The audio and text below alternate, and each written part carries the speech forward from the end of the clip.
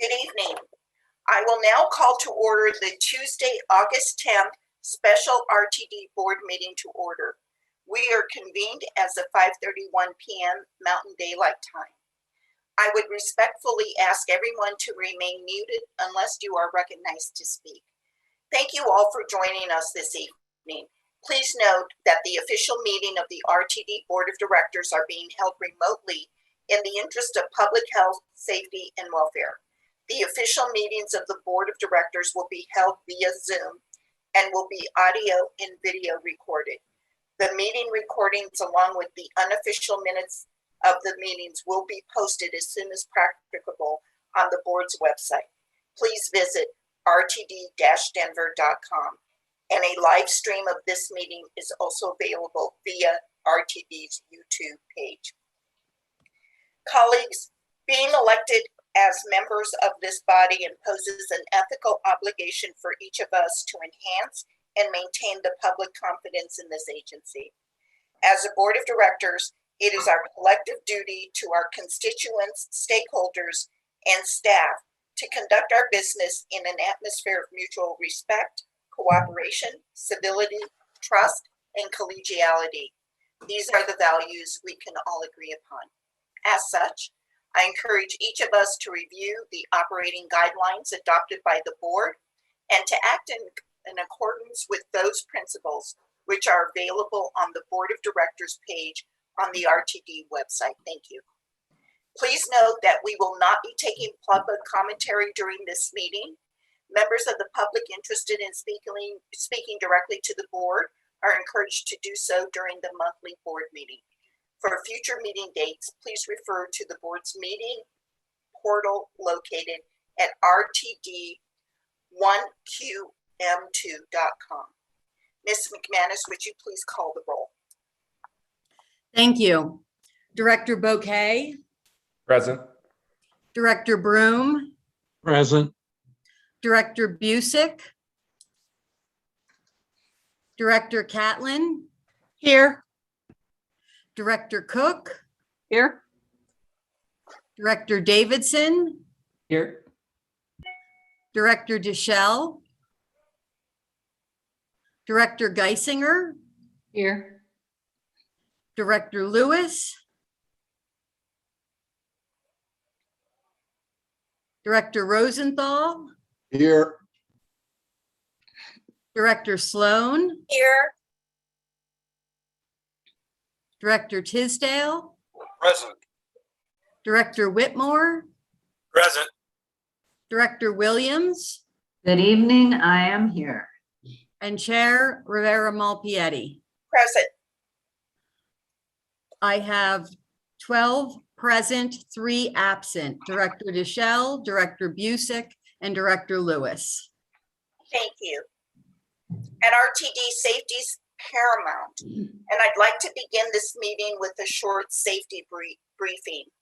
While the recent public health orders have relaxed requirements for the use of face coverings in certain settings, we don't want you to let your guard down. As a reminder, the Transit Security Administration, known as the TSA, has extended the federal mask requirement for public transportation until September 13th, 2021. The federal mask requirement states that individuals must wear a face covering while waiting for and while riding public transportation, to include airports and aircraft, train stations and trains, bus stops, and buses. This evening, ladies and gentlemen, we have one recommended action on the agenda, and that is for the Board of Directors to adopt the 2021 through 2026 strategic plan developed in concert with the Board of Directors, General Manager and CEO, and the members of the executive leadership team. Do I have a motion? Tisdale, so moved. Williams, second. I have a movement of Director Williams and a second, or a movement of Director Tisdale, pardon me, and a second of Director Williams. Is there any discussion on this motion?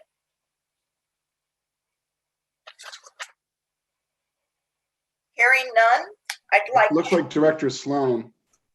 My apologies. I'm sorry, go ahead, Director Sloan. Thank you, Chair Revere Malpietti. I actually have a proposed amendment about this 2021 and 22 plan. It is an impressive document with RTD's pledge to a roadmap of agency priorities and measurable success outcomes. My only concern is the omission of a specific recognition of RTD's commitment to sustainable policies and practices. My proposal is a minor change in wording, but it acknowledges a major focus for RTD's operations and service. As demonstrated by the evidence all around us, we are in a time of a global challenge. And transit has an impact on regional sustainability in 4 areas: air quality, transportation, greenhouse gas emissions, electric vehicles, and public health. I really appreciate GM CEO Deborah Johnson for working with me on this issue and helping craft the language. And of course, I appreciate the board's patience with this last minute request. So I move for, again, a minor amendment to page 7 of the strategic plan, which is on packet page 11, under community values, strategic priority. And I would ask for a change in the paragraph that's there to read, RTD strives to be a strong community partner, providing value to customers as well as to the broader Denver metro region while sustaining planet Earth. So that is my proposed amendment, and I appreciate the board's considering it. Thank you. Ms. McManus. Yes, I'd like to acknowledge that Director Lewis has added the meeting for the record. Thank you so much. Do I have a second to the amendment? Second. Director Geisinger? So I have a movement as Director Sloan and a second is First Vice Chair Geisinger. Is there any discussion? Madam Chair, Director Tisdale, Please, sir. I just would like to have the amendment read again. I had a glitch in my sound and I don't know that I heard all of the words, and it's just adding some language at the end under the left-hand column, strategic priority, community value, Yes. adding some words at the end. Could you just read the words to be added at the end? Yes, Sure, sir. just Do you 4 want to do it, words. Director Sloan? Just 4 words, while sustaining planet Earth. Thank you. All right. Director, or First Vice Chair Geisinger. Thank you. I think this is a great addition. It's, we're obviously in terrible air pollution times, certainly not all caused by traffic and transportation, but the ozone part is. And I know that from all our previous conversations that our new CEO, Deborah Johnson, has been heavily involved in this sort of action. And I appreciate Director Sloan and Ms. Johnson bringing this forward. I support it. Thank you. Director Lewis, please. Thank you, Madam Chair. Director Sloan, can you just send that language in an email to me quickly so that I can see it in written form, please? Sure, or I will add it to the chat. How's that? If you are able to, sure. Oh, you're right. We don't have, never mind. I'll email you. Thank you. Is that the end of your questions? Okay. Second Vice Chair Crook. Yeah, I actually have my hand up for after this motion is voted on, but I will say for the reasons that have been suggested already, I think we're just affirming what we know the agency to be doing and what we stand for. So I support this wording. Thank you. Okay. All right. I don't see anyone else in the queue. So I am going to call for the vote on the amendment on the proposed changes for page 7 on community values and strategic priorities. I have a movement of Director Sloan and a second of Director, I believe it's Director Geisinger. Did I get that right? Yes. Is there any no votes on this? Madam Chair, Yes, Director Bouquet. I just want to make sure before we vote, Director Lewis got a chance to receive that. I don't have it yet, and so I will abstain from this vote because I don't know what I'm voting on. Thank you, ma'am. Thank Okay, you, Director Bouquet. yes. Director Sloan. I did send it, Chantel. Hang on, maybe by the time we get to the L's, you'll have it. Okay, I'm gonna do then, Director Rosenthal, please. Yeah, if I may, Madam Chair, I'm trying to find which page we're talking about. Are we talking about page 6, page 7 of the strategic plan? Or are we talking about page 7 of the packet? Which one? Director Sloan. It is page 7 of the strategic plan and page Okay. 11 of the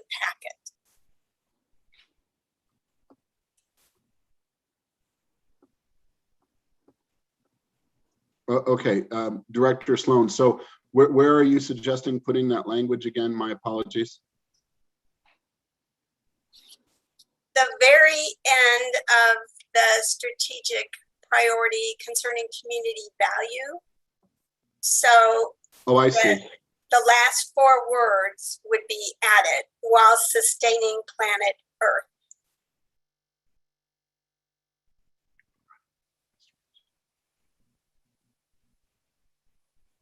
All right.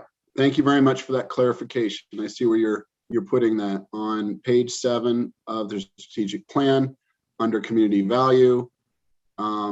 So if directors have that pulled up on their computer, they can see see where it goes. Yeah. All right. Thank you. Thank you. Director Lewis, did you get the email? Not yet, huh? I wonder if I can send it. I mean, out of context, I have no problem with sustaining planet Earth. I think that's a good thing. And so I'm happy for us to move forward. Thank you. Okay, I'm gonna go ahead and do the roll call then. This will be in favor of the change to page 7 and page 11 of the packet under community value strategic priorities. And it will be to add the verbiage that RTD strives to be a strong community partner, providing value to customers as well as to the broader Denver metro region while sustaining planet Earth. With that in mind, I have Director Rosenthal. I'm sorry, Madam Chair. I don't want to be in the stick in the mud. I just want to make sure that Director Lewis is able to vote for this because, you know, as she indicated, she is in support of the concept, but I want to make sure that you know, she has that opportunity. And I want to make, if I could just continue the discussion for another 10 seconds. Director Lewis, are you comfortable at this time voting for it or voting against it or what have you? I just want to make sure that you don't have to abstain if you don't want to. Because, go ahead. Yeah, I'm okay with you moving forward. I appreciate that, Director Rosenthal. And Right. Director Lewis, I just sent it to you as well. I just got yours and I'm looking, Okay. I'm reading through it as quickly as I can. Okay, thank you. All right, I'm gonna go through. So this is the vote, everybody. Director Bouquet, Yes. Director Broom, Yes. Director Catlin, Yes. Director Cook, Yes. Director Davidson, Yes. Director Geisinger, Yes. Director Lewis.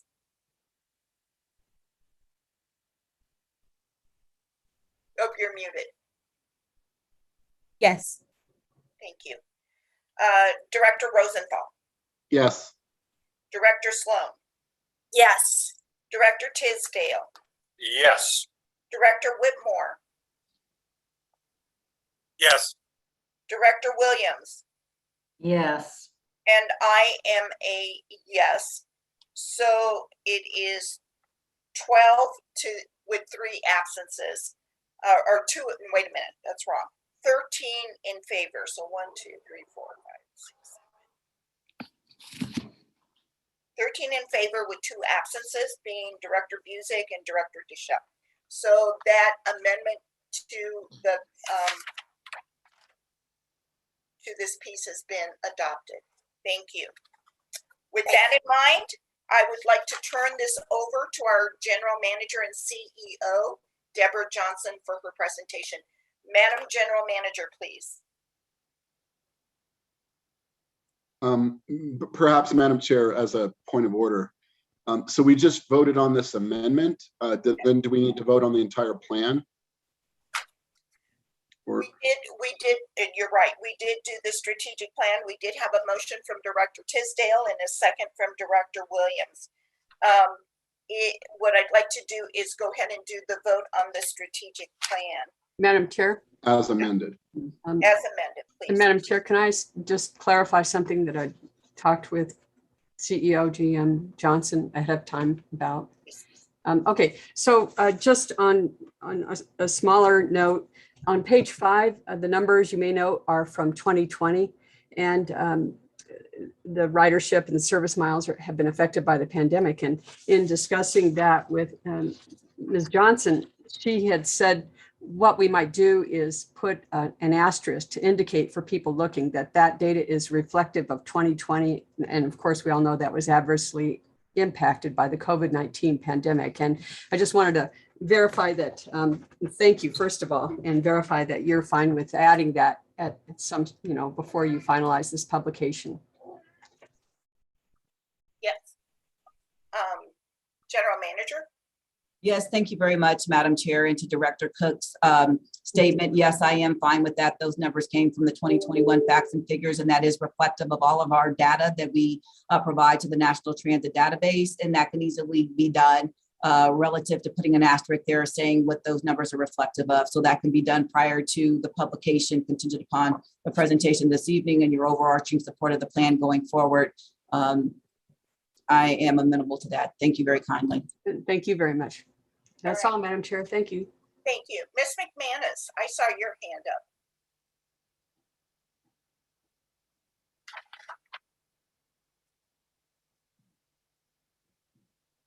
Sorry, I had a problem unmuting.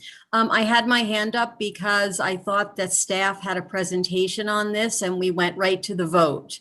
Yeah. So I just wanted to at least give General Manager Johnson an opportunity to speak if that is not moving forward as part of the protocol. I would like to ask the General Manager to go ahead and do her presentation. General Manager? Thank you very much, Madam Chair, and thank you very much, Ms. McManus. I was wondering about that as well. So if I can have Jillian bring up the presentation for me, I'd greatly appreciate that.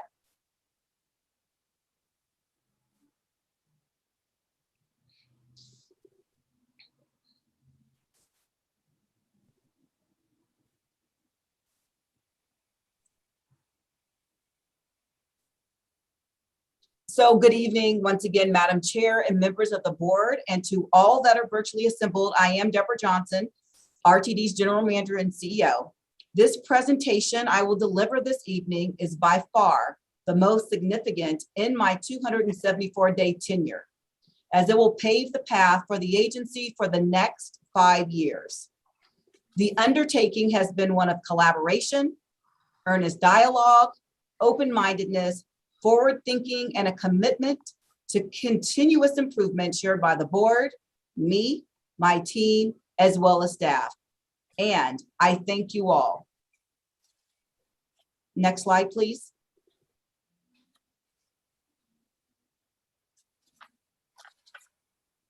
The presentation that I will provide will include how the proposed 2021-2026 strategic plan came to be. First, we will start with some background and provide context. Secondly, the engagement process that ensued with the board, the leadership team, and staff. Then an overview of the plan itself, and rounded out how we will collectively bring this plan to life.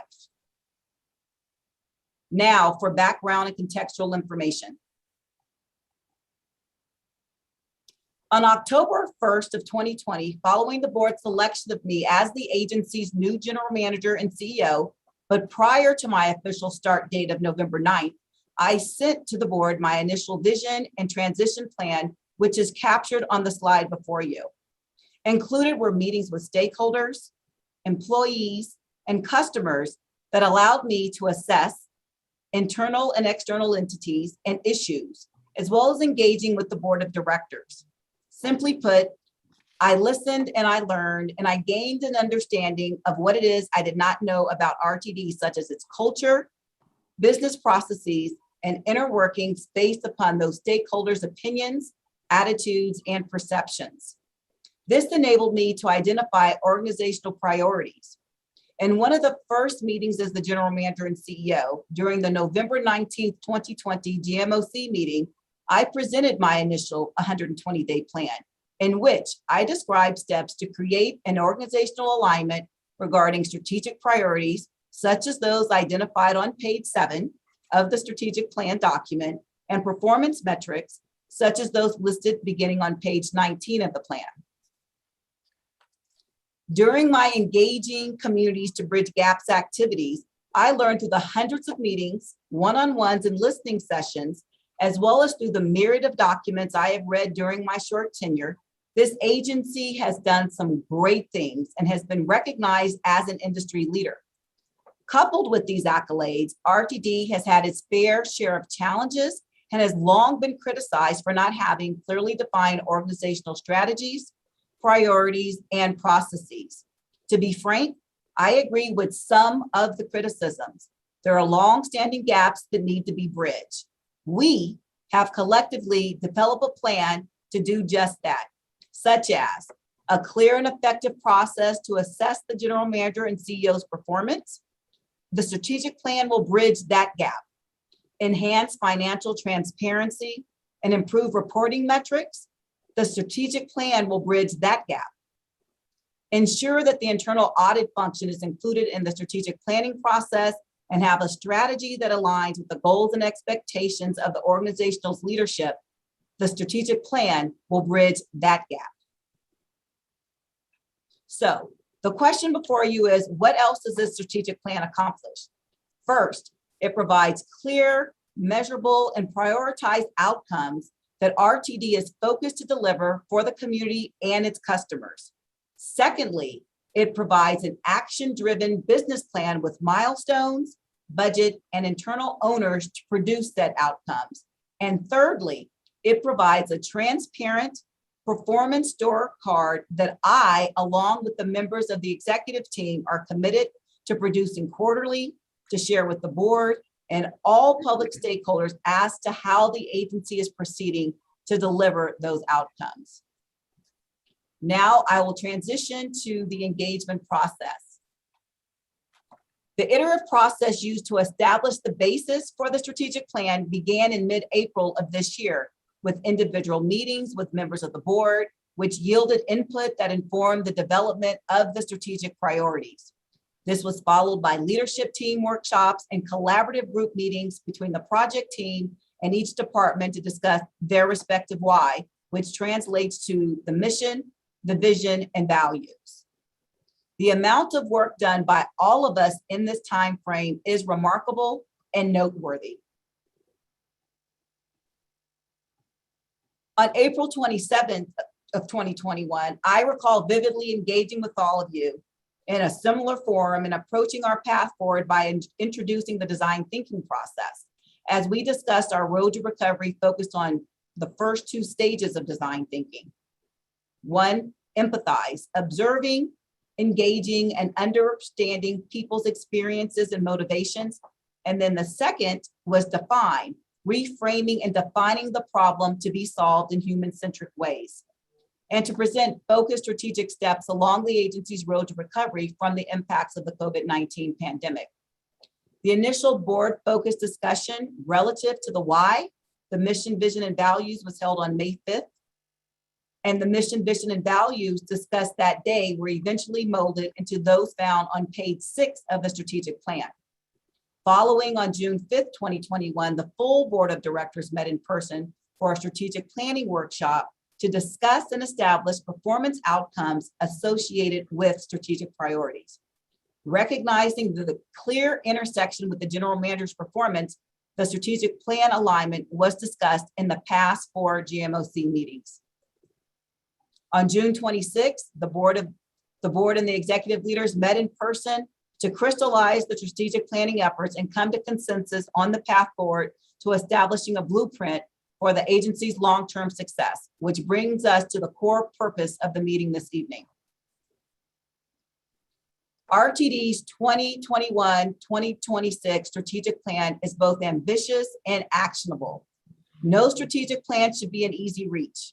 As I often say, no one can spell challenge without change. This plan will serve as the guiding vision for strategic success. I truly believe that this plan will elevate RTD to new heights through a focused pursuit of excellence. During our strategic planning retreat on June 6th, I shared with all of you my why. I firmly believe that public transportation is the great societal equalizer, unleashing people from their limitations and providing access to opportunities by providing a means of transport. That is why we have our why, in that we are people in the people business here at RTD. We make lives better through connections. In my listening sessions, I heard from a wide range of voices, including the board, that there was not an abundance of trust with RTD. A vision as defined is aspirational as well as inspirational, a statement of an idealistic emotional future of an organization. That is why we collectively are aspiring to be the trusted leader in mobility, delivering excellence and value to our customers and community.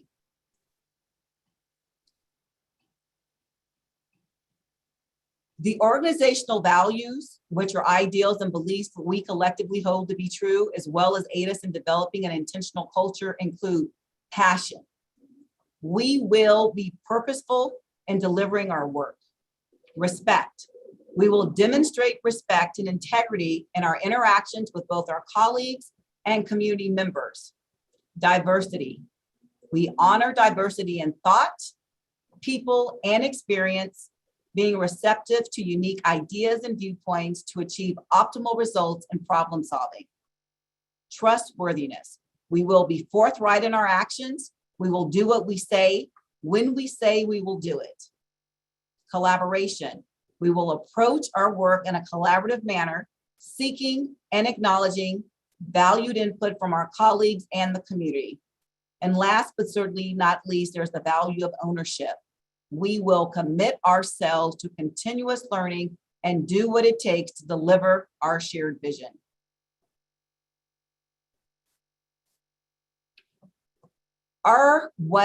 What the agency strives to achieve, as embodied by these 4 strategic priorities, which were developed collectively and will serve as the functional pillars to plan, develop, evaluate, and measure RTD's overall performance. So on page 15 of the plan, you can see the strategic priorities, but recognizing we just had an amendment, the community value reads as follows. RTD strives to be a strong community partner, providing value to our customers, as well as to the broader Denver metro region while sustaining planet Earth. Customer excellence. RTD strives to consistently deliver high quality customer service. Employee ownership. RTD seeks to attract and retain a highly skilled and engaged workforce, and financial success as RTD takes very seriously the management of all financial resources. Now, recognizing all that I've said, organizational alignment is paramount to any strategic plan. In order to produce desired outcomes, there must be clear actions, the right organizational structure in place to execute, as well as talented people in those roles and prioritize tracking metrics to monitor progress. The blueprint for success involves the why, the what, the how, and the who, and translates to outcomes driving organizational focus. The strategic plan will serve as the functional pillars, as I've said before, to plan, develop, evaluate, and measure RTD's overall performance. I have spent the past few minutes talking about how the plan came to be. Now let's talk about bringing the plan to life.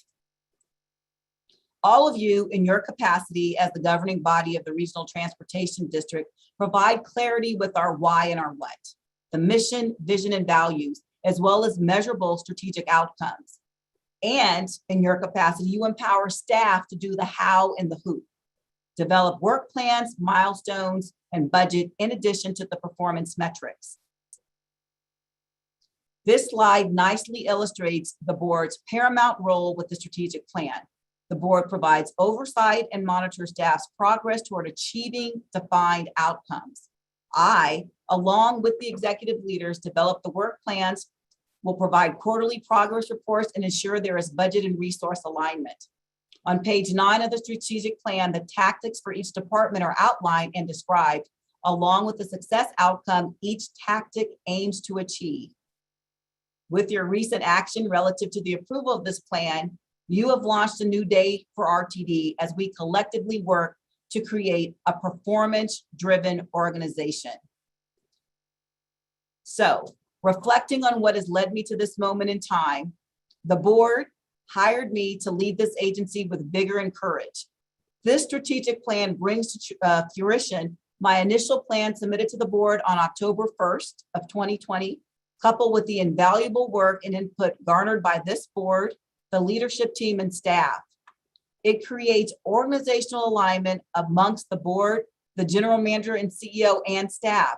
Moreover, it bridges the gaps for a clear and effective process to assess the general manager and CEO's performance, enhance financial transparency and improve reporting metrics, ensures that the internal audit function is included in the strategic planning process. Lastly, but equally important, it provides a blueprint for success that involves the why, the what, the how, and the who, and translates to outcomes driving organizational focus. In closing, I am immensely proud of where we have come in the past 274 days, from November 9th, 2020 until today, August 10th, 2021. Tremendous strides have been taken, and I look forward to the continuous transformation of this agency. Thank you for your support, engagement, and open-mindedness as we collectively and collaboratively develop the agency's multi-year blueprint for success. Madam Chair, this concludes my presentation. Thank you, General Manager. Are there any questions or comments from the board? Director Rosenthal. Thank you, Madam Chair, and I have to commend the General Manager and her team and everyone involved in building this strategic plan. And of course, the chairwoman, I know she's worked laboriously on this as well. And so really it's tremendous. Sort of a interface question. The Reimagine RTD process, how does that interface with this strategic plan? Well, as you can see in the course of the plan itself, sir, it's incorporated in relative to the scorecard with planning that Reimagine RTD is a very important tactic. Quite naturally, as we talk about where we're going futuristically, there were guiding principles that you adopted on April 20th that we would use intentionally as we make decisions about service delivery, and having those couple in with the overarching strategic plan, they're on parallel tracks and we'll be working in earnest as we develop and shape our future going forward with our service delivery model that is basically reflective of where people need to go when they need to get there, factoring in the importance of access, diversity, and other aspects that are incorporated in those board adopted principles of April 20th. Thank you. You're welcome. Director Williams. Thank you, Madam Chair. I just want to thank Ms. Johnson for everything she's done since she came here, and to let her know, although I think she already knows, that she's made a huge difference, not only to all of us, but in the corporate culture of RTD. that I think will continue to move us forward as it has so far. So thank you so very much. Thank you very much, Director Williams. I greatly appreciate your words. Director Davidson. I'll just pile on. Yeah, thank you, Ms. Johnson. I appreciate it. I just wanted to say how excited I am to be at an agency that's going to turn its eye towards being performance-based. I think, the fact that we will have some metrics and have data, which has been a theme for the last couple months of the areas that we don't have that history. And so the idea that we'll have baselines, we'll have metrics, and we'll be focused on performance, I think is going to do great things, not just for us as an organization, but for our customers. And finally, I just wanted to, actually 2 other things. I also thank you for putting together that slide. I think it's page 48, maybe slide 5, that showed the interface of how we're looking at the oversight of accountability committee, state audit, so forth. I think, there's a lot of opinions out there as to how we should run our agency. And I think being proactive of showing how we're addressing those in our own strategic plan is extremely helpful. And the last thing I just want to say is I'm really personally just excited and motivated by the mission of making lives better through connections. It's why we're all here. I wanted to express to staff and to Ms. Johnson that I have been thinking about that a great deal, whether I'm out in the system, whether I'm just out in the world in Colorado, and was thinking about it today at one of our nice events in Golden. And it's just an exciting mission, and it's about making things better for our customers and then measuring that success. So really just appreciate the discipline and the culture that comes with that for the purposes of making lives better. Thank you. Thank you. Thank you.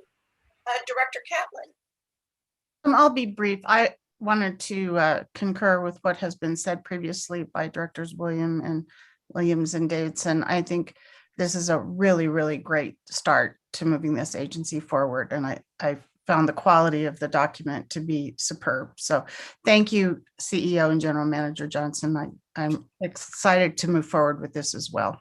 Thank you. Thank you. I do not see anyone else in the queue. Okay.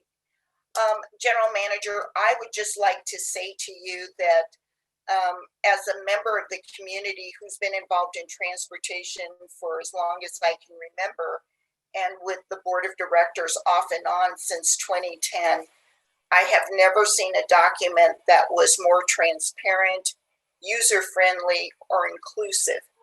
And I am absolutely thrilled and over the moon that we are presenting this tonight to this board of directors in collaboration with your senior leadership team to move this agency forward. So I just want to say thank you. Thank you, Madam Chair. And thank you once again to everybody assembled here. This was not done by myself. It took the support of all of you being open-minded to change the trajectory. So I really appreciate it. I do. And I'd be remiss to not publicly thank as well our project team, i.e. TransPro, as well as others that worked with me, like Michael Davies and John McKay, in getting this all together. And of course, the leadership team and their departments that spent an exorbitant amount of time in a short 4-month time period.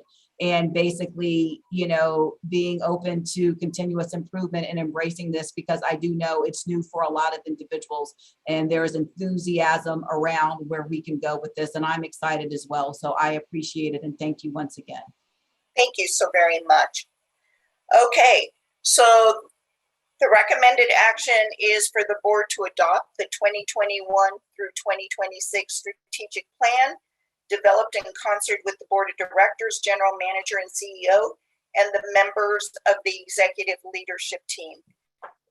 The motion was made by Director Tisdale and seconded by Director Williams. I will also note that there was an amendment to the, I'm sorry. So I'm going to ask the general counsel to help me with this because I want to make sure I do this correctly in terms of the original amendment and then the original recommendation and then the amendment on how to read it into the record, ma'am. Madam Chair, you're on track. The motion's been made and seconded. And if there's no further discussion, you can go ahead and just call for a vote on the main motion. Okay, so I will call for the vote on the main motion. The motion is Director Tisdale, and the movement from Director Williams. We'll do the roll call. Ms. McManus, can you help me with that, please?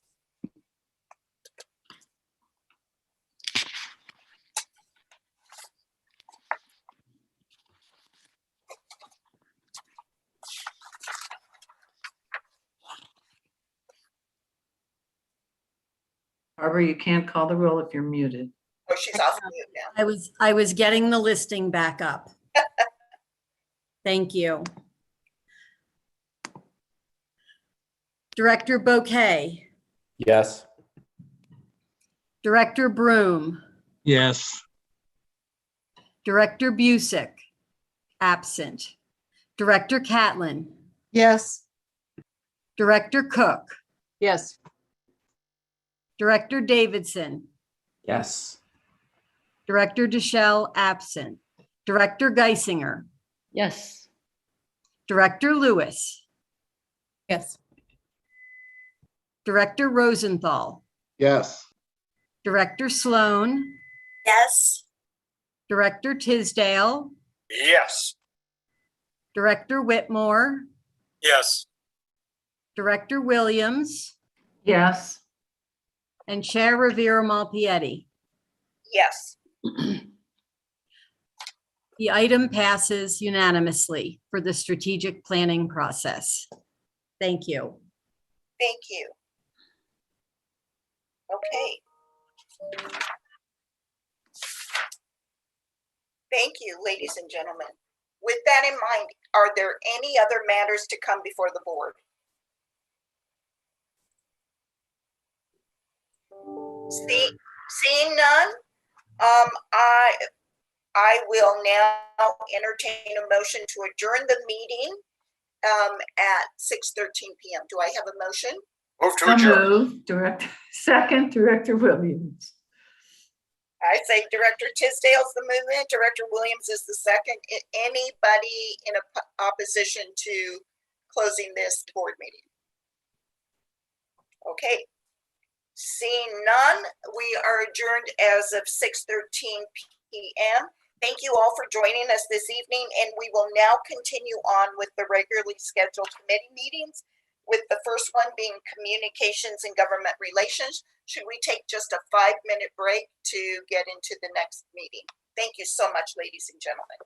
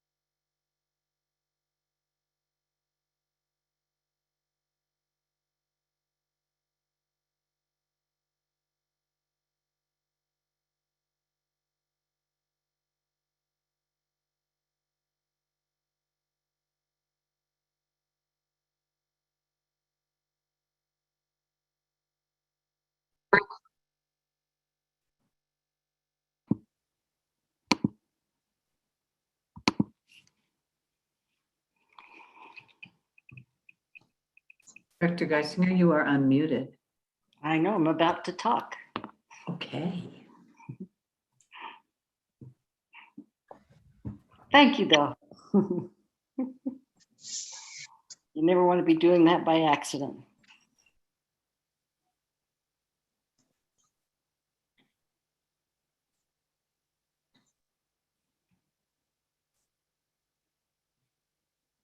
We'll give it one more minute and start up again.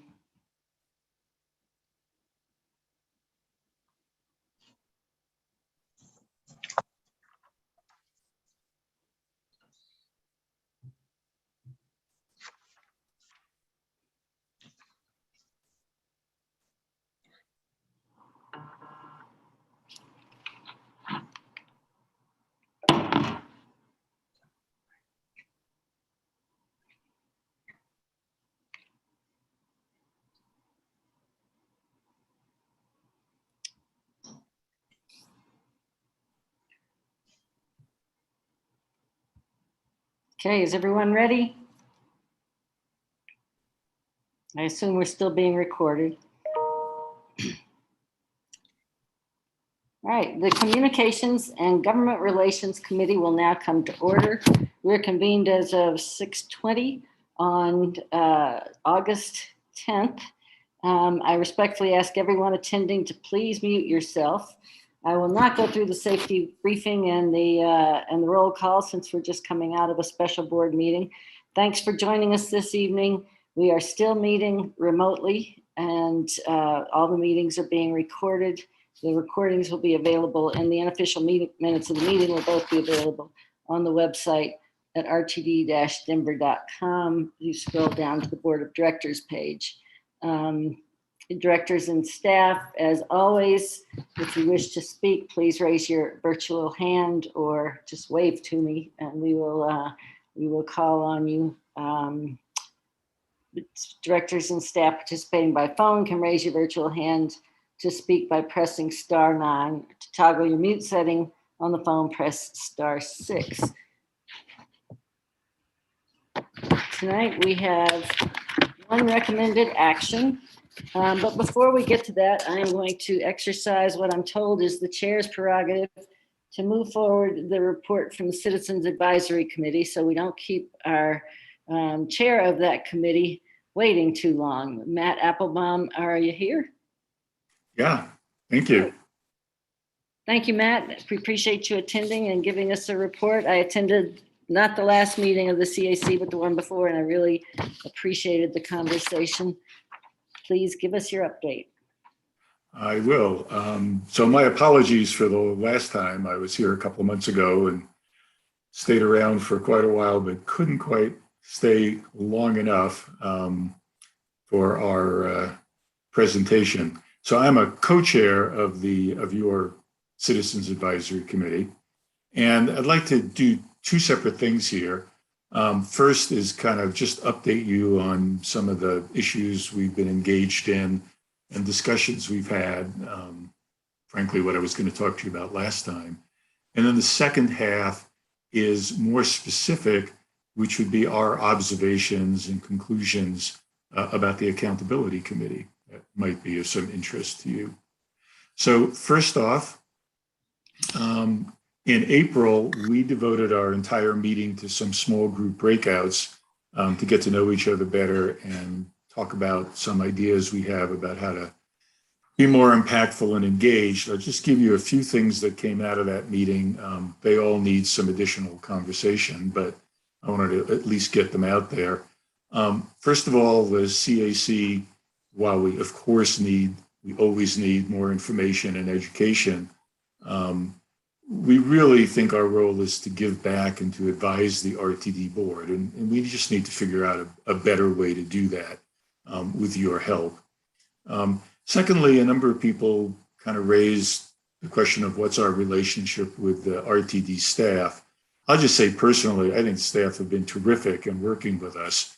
But there were some questions about, does the staff really want to get input from the CAC? Are we just another group they kind of need to meet with? What's the right relationship there? And that's another thing we'd like to discuss further.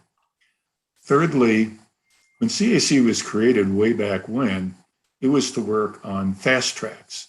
And we think it's best if most of our effort continues to deal with the big long-term projects and issues like Reimagine, the FAIR study, FAIR equity, access equity, maybe some IT and technology. We hope you agree with that. We've certainly enjoyed working on those and expect to continue working on those. That said, we'd certainly consider working on other items that you on the board would like us to look at, but we of course need some appropriate lead time because generally we just meet once a month. And finally, several of our members raised the question of, should we continue to report to the communications department, or is that maybe not the best place? Maybe we should report more directly to the board. Again, that's something we need to discuss more. We'd love your thoughts on. Nothing against the communications department. In fact, they've been great as well.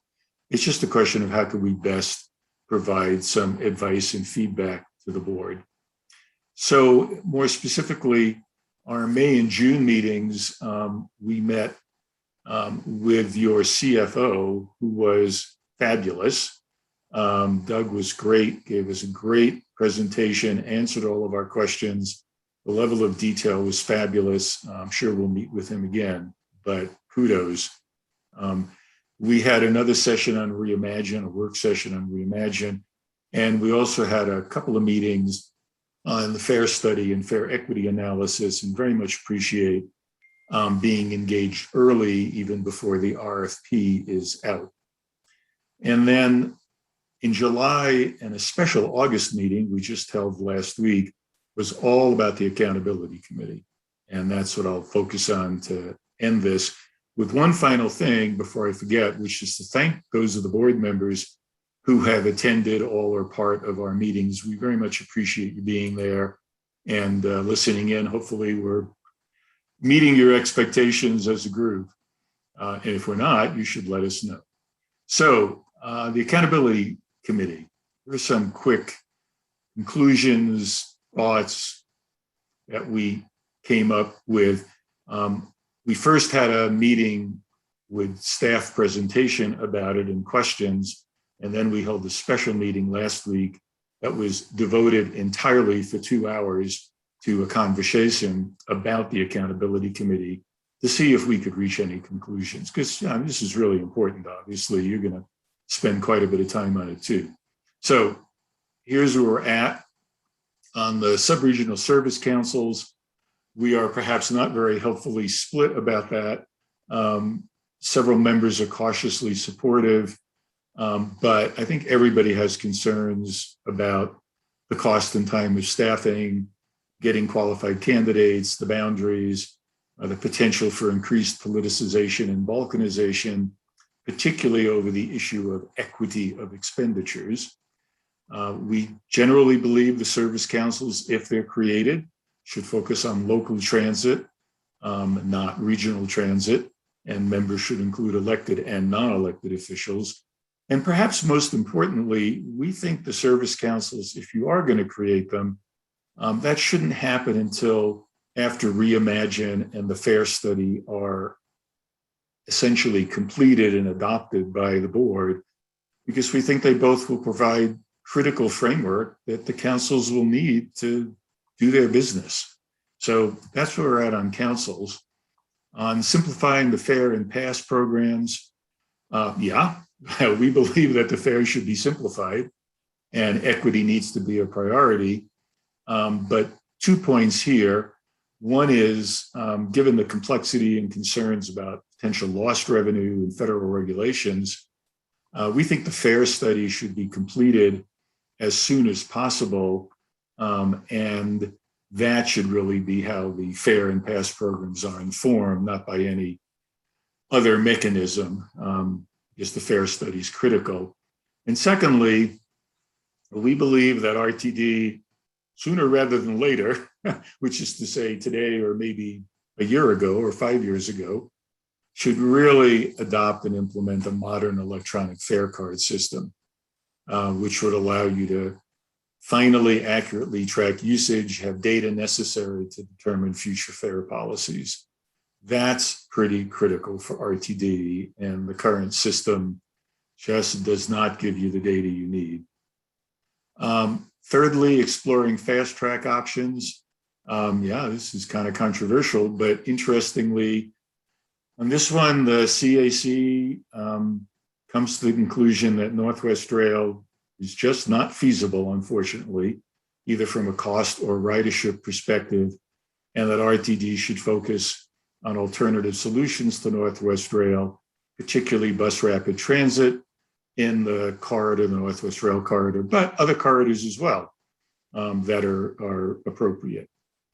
But having said that, we do think that RTD should, of course, cooperate with the Front Range Passenger Rail Project and Amtrak on their ongoing efforts, although RTD should not be expected to provide the funding for that service.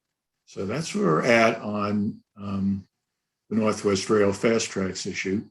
And last couple of things, we talked about service delivery a bit, mostly focused on the short-term approach, because there were some questions about what you should do to entice people back to transit. And here's one where our group, I think, pretty unanimously felt that you should prioritize restoration of service over providing free or reduced fares to entice riders back to the system. There's a lot in the literature out there that's pretty clear that free fares are nice, reduced fares are nice, but in fact, what gets people to use the system is service. And polling from other parts of the country show that that's what people want, is enhanced service before that they worry about the fares. On partnerships, just one comment. We do think RTD needs to beef up its efforts working with local governments in particular, but that local governments are going to need to take on more responsibility and some of the associated costs of providing local transit and first and final mile connections. That's probably a heavy lift, but that is the direction that we think you need to go. Reporting metrics and transparency. Well, look, everybody's in favor of transparency. We didn't spend a lot of time on this. We talked a little bit about a couple of metrics that are near and dear to my heart that I hope you will take a look at, which is getting better data on rider subsidies per route, particularly with and without capital costs and replacement. That data, if it exists, is absolutely impossible to find, and we think it's important. And we also think it would be good to take another look at access. In other words, really looking at the RTD district and getting a better handle on what transit access means for people, but understanding that access is not just how close a transit stop is, it's also the frequency of that service and total travel time. And with that, just two general comments and I'll be done. First off, we applaud the Accountability Committee, in particular, their support of the legislative solutions that were in the bill that the legislature did pass that enhanced the flexibility and encouraged some innovation, repealed some arbitrary limits for RTD. We think that's great, and the Accountability Committee gets a huge round of applause for pulling that off. We do think, however, the Accountability Committee missed an opportunity that they had, which is to encourage, at the very least, the state of Colorado to provide funding for transit subsidies, particularly to low-income populations. Colorado is one of the odd states that provides almost no transit support whatsoever, and particularly when you're looking at mobility for populations that have difficulty accessing that mobility. We really think the state should be stepping up and helping out. And we wish the Accountability Committee had weighed in on that, but nothing stops you as the board from weighing in on that at this point. And with that, that's my quick catch up over the last 4 months or so. We will not have a regular meeting this month, kind of 1 month off. Next month, we're going to welcome our new members whom you will be appointing. We look forward to them joining our committee. And we very much thank all of you who have listened in on some of our committee efforts. So thanks very much. If you have any questions, happy to answer them as I can. Excellent, helpful report, Matt. I think that was great. Sounds like a great discussion. I was able to attend, like I say, the first session, not the special one, unfortunately, but I think that was great. And I would just add that we've talked a number of times about how we communicate the best way. And I think, attending the meeting was great for me. I hope to do that again, and hopefully we'll be able to make some progress on that as well. Are there others that have questions or comments? No. Okay. Thank you. Oh, Director Lewis.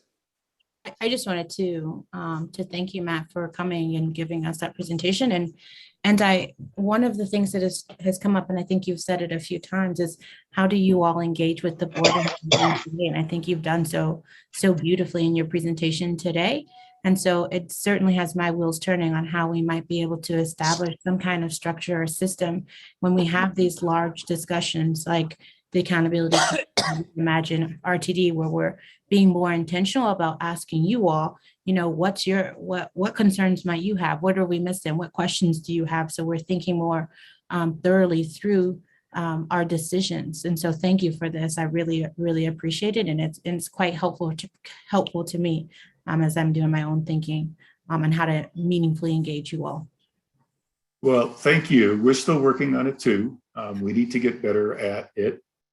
Providing you some concise and clear recommendations and suggestions. That's a big deal for us. We'll talk about that some more at our next meeting. By the way, we could send you some of the highlights from what I essentially just reported on the Accountability Committee in written form.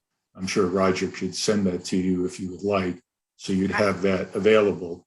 Yeah, I would like that very much so, because I think you all articulated that very well. And there were a lot of good points, and I think feedback from my own deliberation. And so if you might get that to the board as a whole, we'd really appreciate it. Okay, we will do.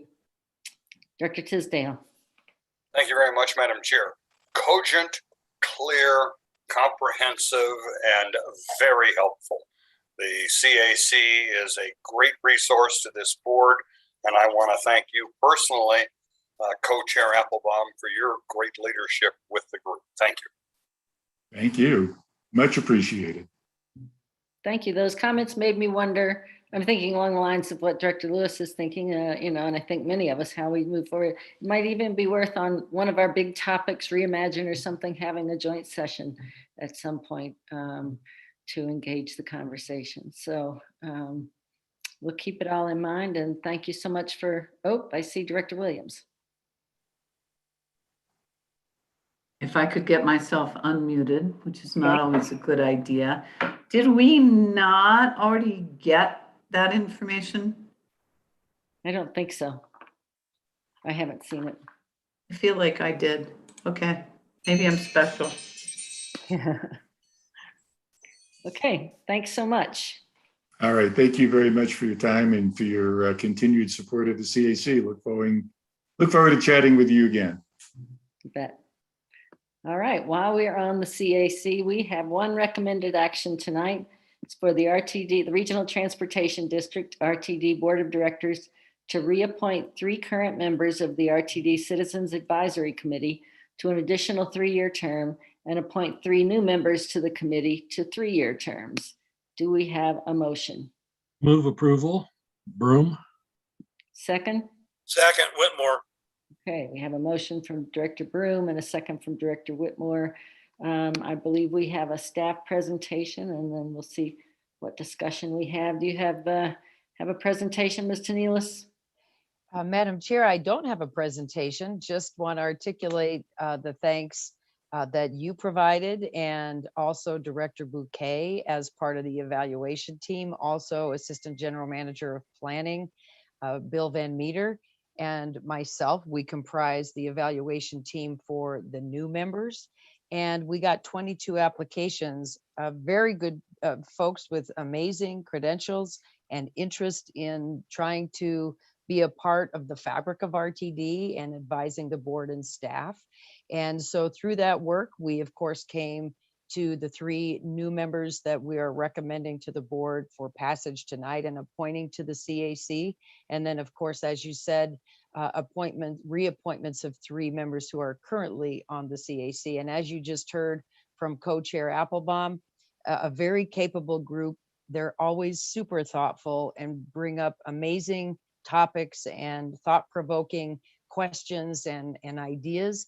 And I would like to see us utilize the CAC in a more robust fashion. And so we can work together on how that can happen.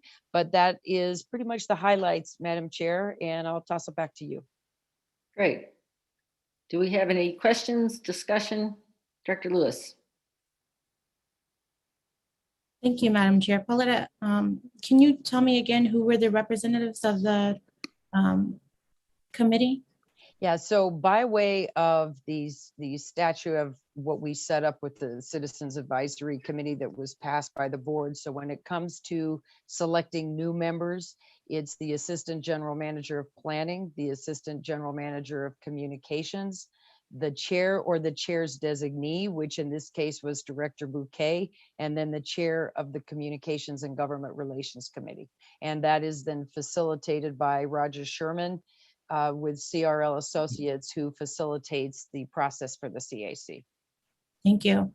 And in past, I'm really excited to see representation from my district because we had a number of applicants from District B last time and there wasn't a single one selected. And so thank you all for having representation of the entire district and not just certain, and not just some districts within the Regional Transportation District.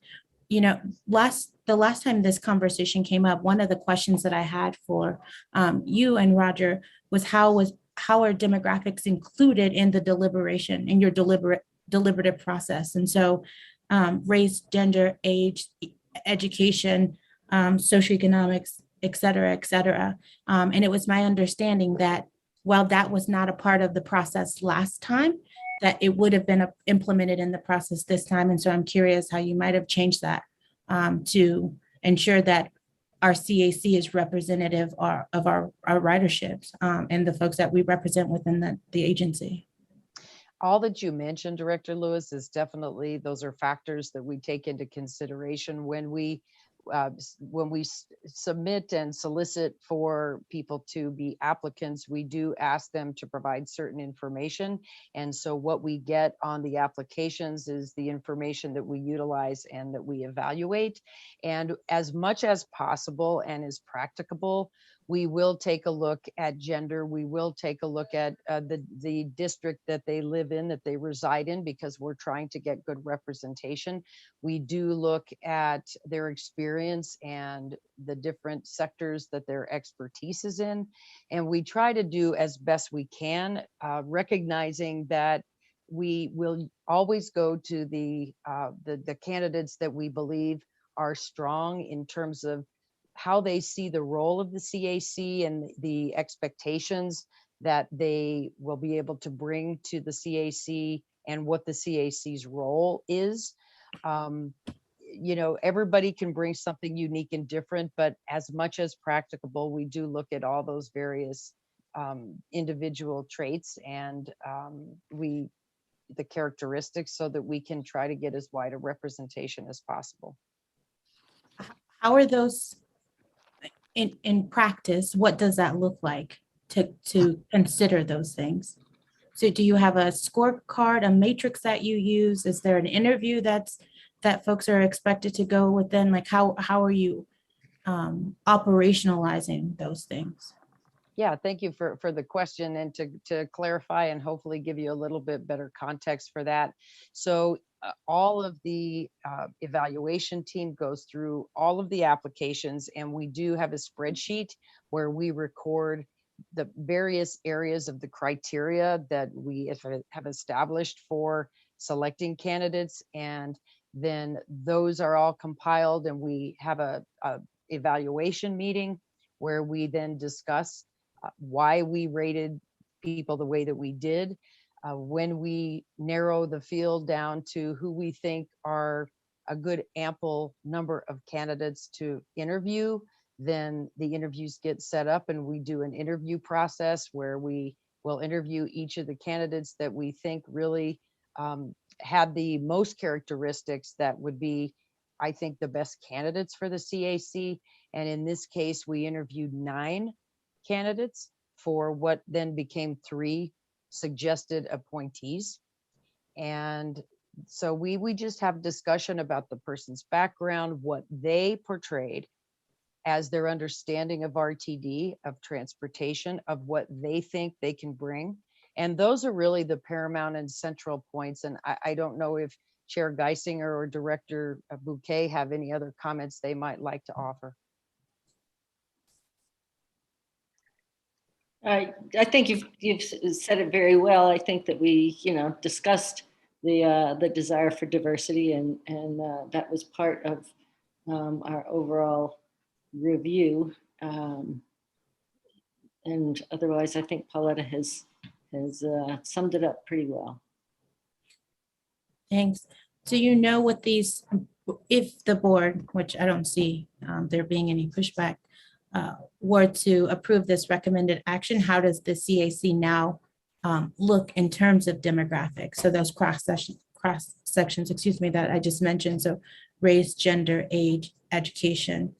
Do you know how any of those demographics break down in our current representation, or what would be our current representation once approved? Well, we could definitely get you the information. I don't have it off the top of my head. What I will tell you out of openness and transparency is that we were hoping that we could add a couple of more women to the CAC. Again, diversity in many different forms is something that we believe is important. But again, what we really kept coming back to is the people who we overall felt were going to bring diversity of all things, thought, their individual backgrounds. We really didn't so much look at age, although we did have someone that we're recommending to the board who is a younger member that we think could add some age diversity. And so it's one of those difficult kind of intangible matters that we look at everything across the board, but always looking for who we would recommend to the board as being the overall best candidates. I'll push back on that just a little on the intangibles, because I think diversity is actually tangible. Like that is something measurable that we can measure. We can benchmark and set metrics. In that, right, we could look at who the demographic of folks we had in the last sequence of applicants, and do something differently in our recruiting if we find that there are gaps, or folks that are missing from specific demographics. And so I think there's opportunities for it to be tangible. I think we just have to do it now, right? The time to do this work is now and not in the future. And so, I would really love to see us integrate into a process how we are evaluating folks from an equitable lens, and that is inclusive of, like, do they ride our services, right? Are they students? Are they women? Are they from an underrepresented group? Because that's really important, especially as we're talking about how are we including them in our decision-making matrix. The more diversity we have, and I'm not talking about race, although folks might believe so, but the more diversity we have in experience and thought part, right? In thought, I think we get more innovative and meaningful answers to the questions and the solutions that we're trying to arrive at. And so I hope you hear my inquiry as an opportunity for us to improve our outcomes by looking at our process currently and figuring out where we might be able to make some tweaks. Director, thank you. And I do hear you loud and clear, and I appreciate your comments very, very much. One thing that I was thinking when you were talking is I think a good opportunity for us the next time is how we promote that we're taking in applications for the CAC. I have to say we could do a better job at that.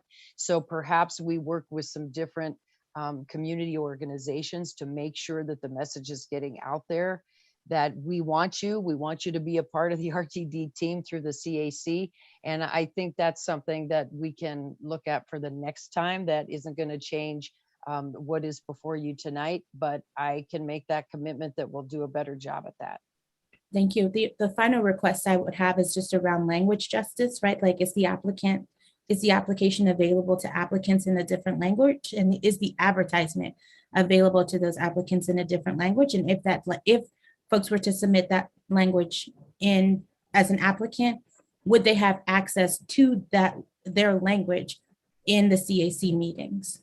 And you don't have to answer that, but I just think it's something that we should consider. Thank you so much. Thank you, Director. Thank you, Director Lewis. Director Williams. Thank you, Madam Chair. I remember that in my time in office, we went to lunch with the CAC. As a matter of fact, I distinctly remember having lunch with multiple members, and they were a very diverse group, not only in ethnicity, but in age and in viewpoint. And I really enjoyed that. So maybe we want to look at doing that again. And I wanted to point out that I know that the Denver Regional Mobility and Access Council put out the notice, that Denver Streets Partners put out the notice, that Mile High Connects put out. Just about everybody that I'm aware of posted that the CAC was looking for members. And so I actually think it was distributed fairly widely already, but I think that the CAC is a good thing, and that we are always happy to have the interest of a group like that. So thank you, Pauletta, and to all the members of the CAC. Thank you very much, Director. And I believe we did add some diversity in this process with a couple of our new candidates. Director Lewis, you have more?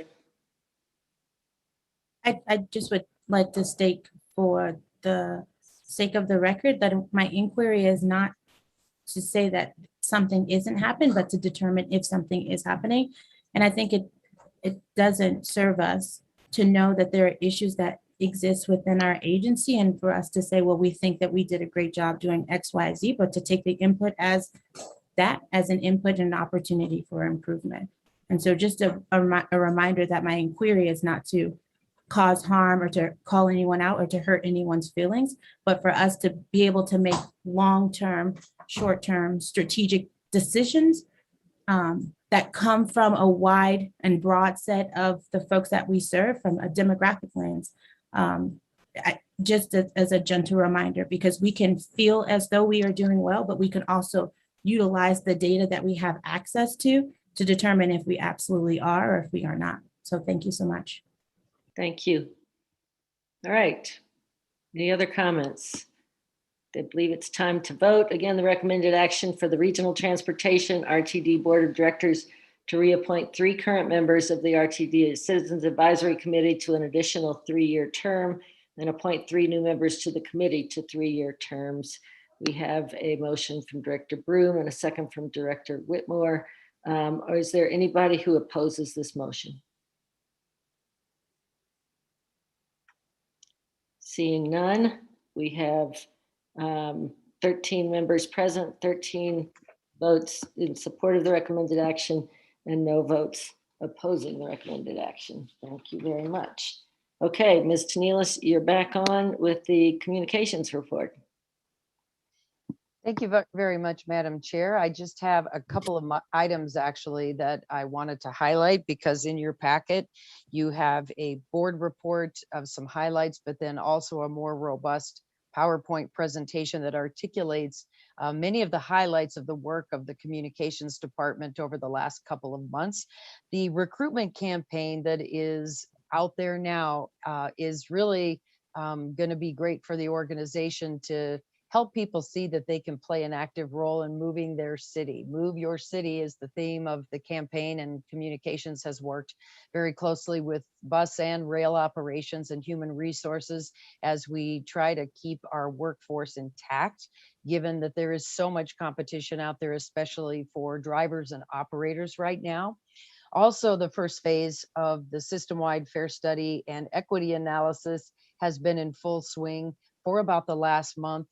Various members of our staff collectively have been holding the first phase of listening for the fare study.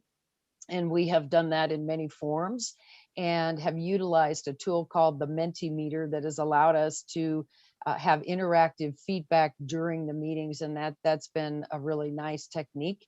And we also have had an online survey and then held a telephone town hall meeting with General Manager Johnson. And that telephone town hall on the fare study actually drew over 5,200 people.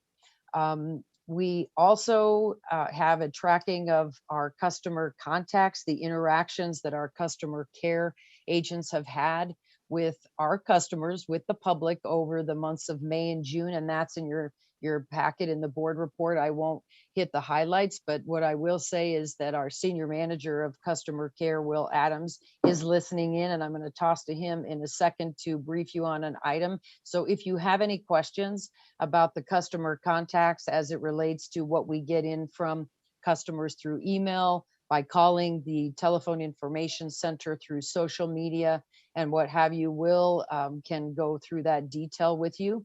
I also want to highlight our campaign, our ridership campaign that we're calling Take a Trip. Everyone is asking us and every transit agency in the country, what are you going to do to get ridership back? What are you doing to try to get people back on transit? Well, one thing that my team has been working on actually for about a year is how we look at doing that by using the data and research that we have at our fingertips. And our market research team has really done amazing work to take a look at this, that it's really more about gaining more trips with people who already take RTD or who maybe seldomly take RTD, but know RTD and how to take the services of RTD. And we've also utilized our RTD customer panel to provide feedback. And we did some message testing with them. And we actually, this I thought was great. The marketing team asked the customer panel to pretend that they're the marketing team. And how would you design this campaign? And they gave us some really awesome feedback.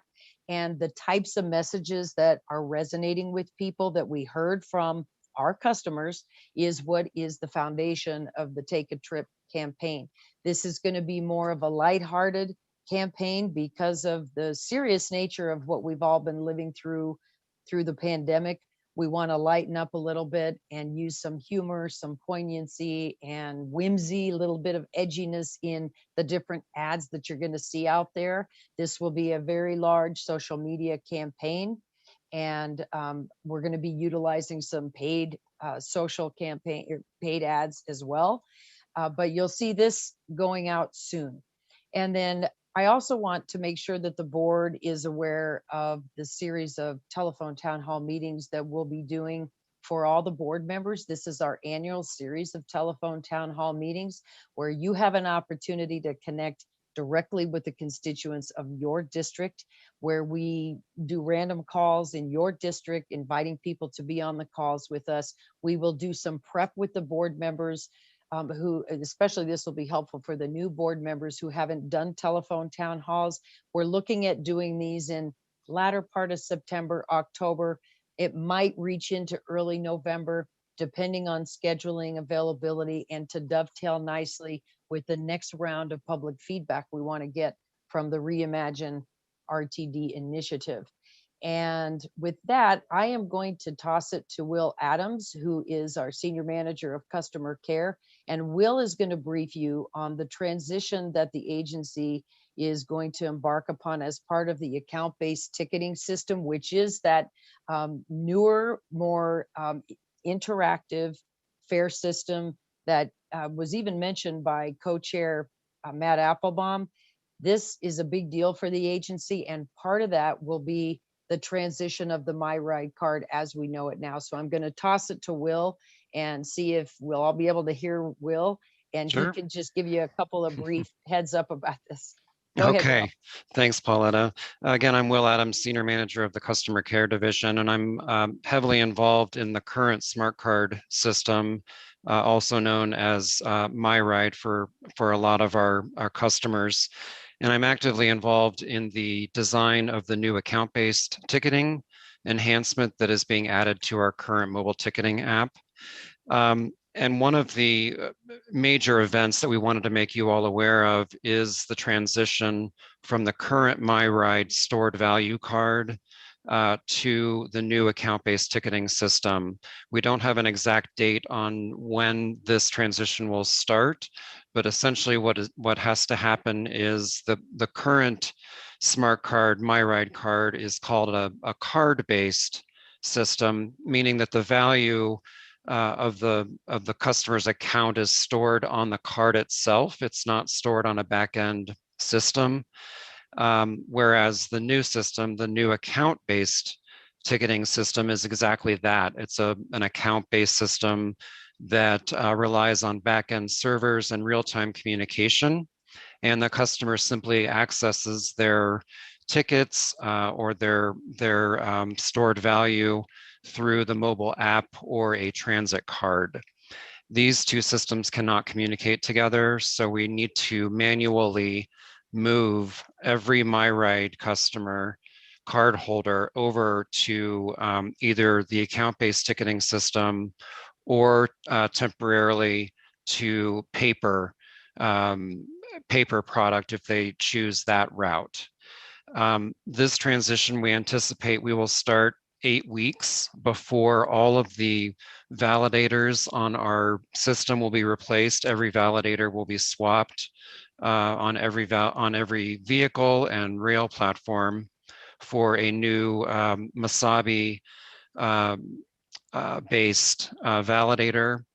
And when that transition starts, which we anticipate will take about 2 months, we will have turned off the MyRide card. So essentially it will no longer work on the current validators or the new validators until we go live 100% with those new validators. So the process is going to be manual, and it will be handled through the customer care division, my division. And we will make these two options available to customers approximately 8 weeks before the validator swap begins. And the two options are: option one, we will transition the customer's current MyRide card balance or balances, if they have multiple cards, to the new stored value account that we released a couple of months ago on the current mobile ticketing app. And then the customer would then be able to use their stored value account to purchase our current mobile ticketing fare products, 3-hour pass, day pass, monthly pass, and so forth. This would be the preferred and quickest option for our customers, and would just involve them installing the app if they haven't already done so, creating an account, and communicating to customer care that they're ready for us to transition their balance over. The second option, if they're not ready to move to mobile, would be to exchange the value of their MyRide card or cards for paper product, either 10 ride ticket books or a monthly pass or monthly passes. That would be the least desirable option, just because it's more cumbersome for the customer, in that we would have to, if they can't visit a sales outlet, we would be mailing fare product to them, and there would be a more of a time delay involved with the paper option. And once we go live with the full account-based ticketing system and all the new validators, customers will then have the additional way of accessing their account by way of a transit card that we would link to their mobile ticketing account, essentially. So instead of using their mobile phone to tap and pay on our service, they could use a transit card if they wanted to do that. So the just in closing, the customer process, communication process will be, we'll have an extensive marketing, outbound marketing campaign and PR campaign to make customers aware that this transition is coming and that they need to take action. We have approximately 47,000 active MyRide cards in circulation. Of those, 70% have balances of $25 or less, which is a good thing. And also 47% of those 47,000 cards are what we call registered cards, meaning that we have contact information for those customers. We have email address, and we'll do a targeted PR and marketing campaign towards those registered MyRide customers, and just making them even more aware that they need to take action. And they'll be able to contact us via a secure web form on the RTD website or via walk-up at a RTD sales outlet, not King Soopers or Safeway, just the RTD managed sales outlets, and then of course the telephone information center.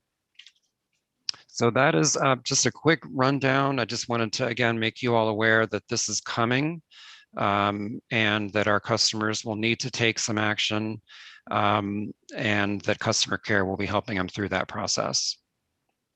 So I see Director Williams has a question. Hey, Will. Hi, Kim. Good evening. Thank you for the report. I hope, and I guess I'll talk to you as well as Paletta, that our partners in the nonprofit PASS program, that are community partners, again, like Denver Streets Partners and Mile High Connects and all of those people, will get a fairly simple, because that's a lot of detail that you gave us, a fairly simple explanation that they can share in advance. Absolutely. Because I know that the population that I work with all the time, there's going to be issues. I appreciate very much the work that you do and that customer care does. They're always great when we send people over there. And I'm glad you're doing this and not me. Thank you, Director. I think next was Director Tisdale. Thank you very much, Will.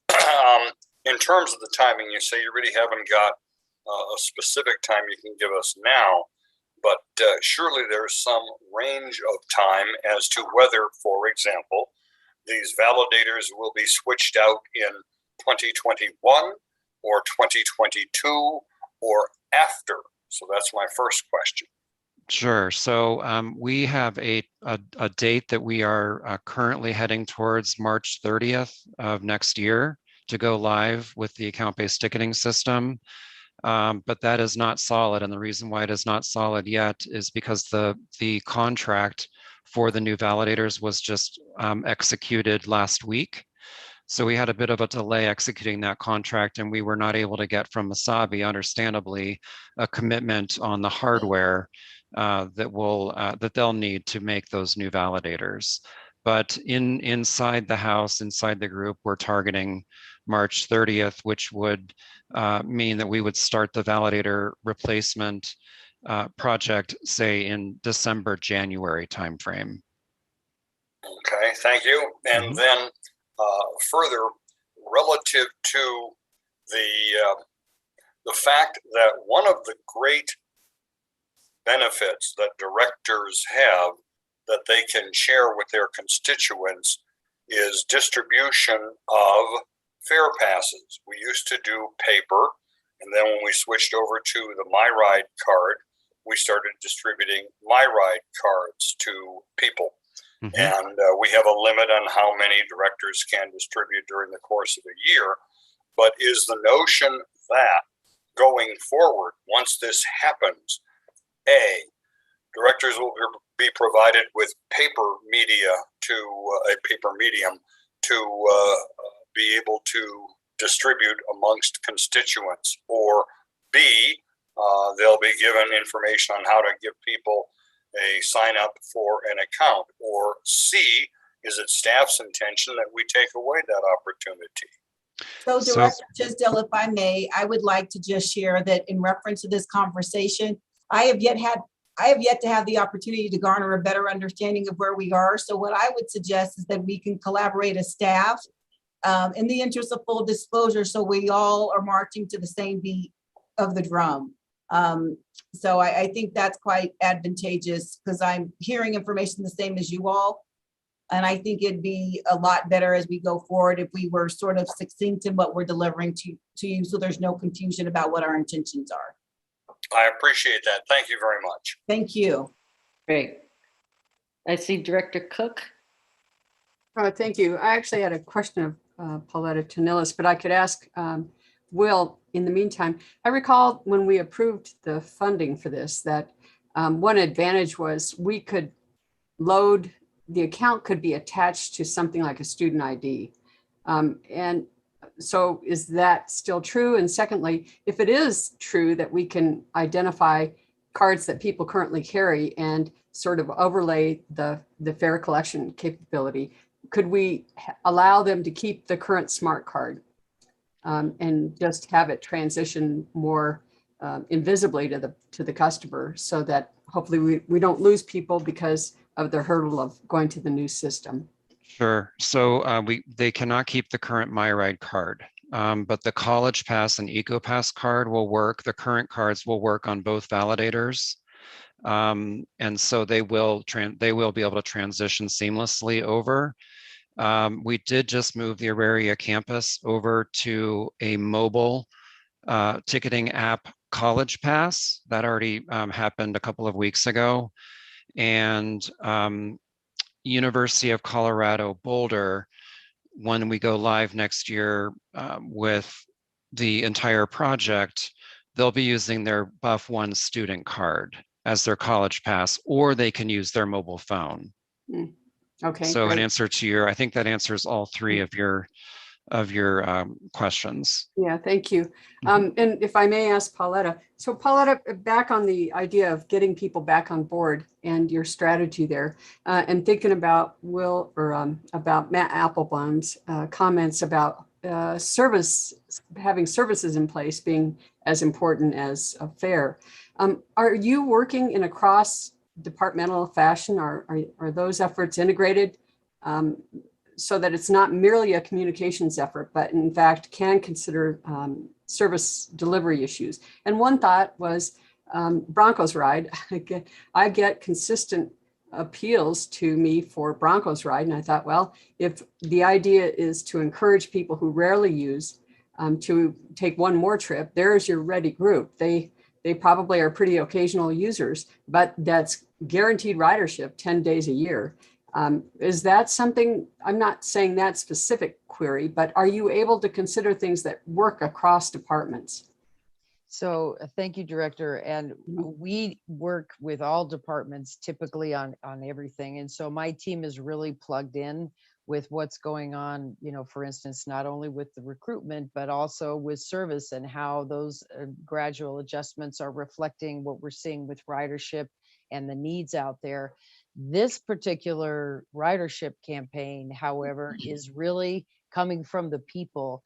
And we took the lead from our own customers on what is their behavior, what is it that they see as valuable for how RTD helps them get around. And, one thing that is a reality, and the messages about commuting to work on RTD were not resonating because many of them told us, hey, a lot of us are still working from home.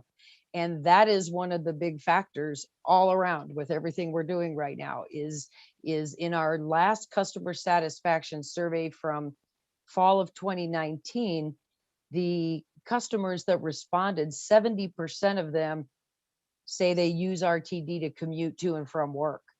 And so when our own customers now are saying, not so much the commuting to and from work.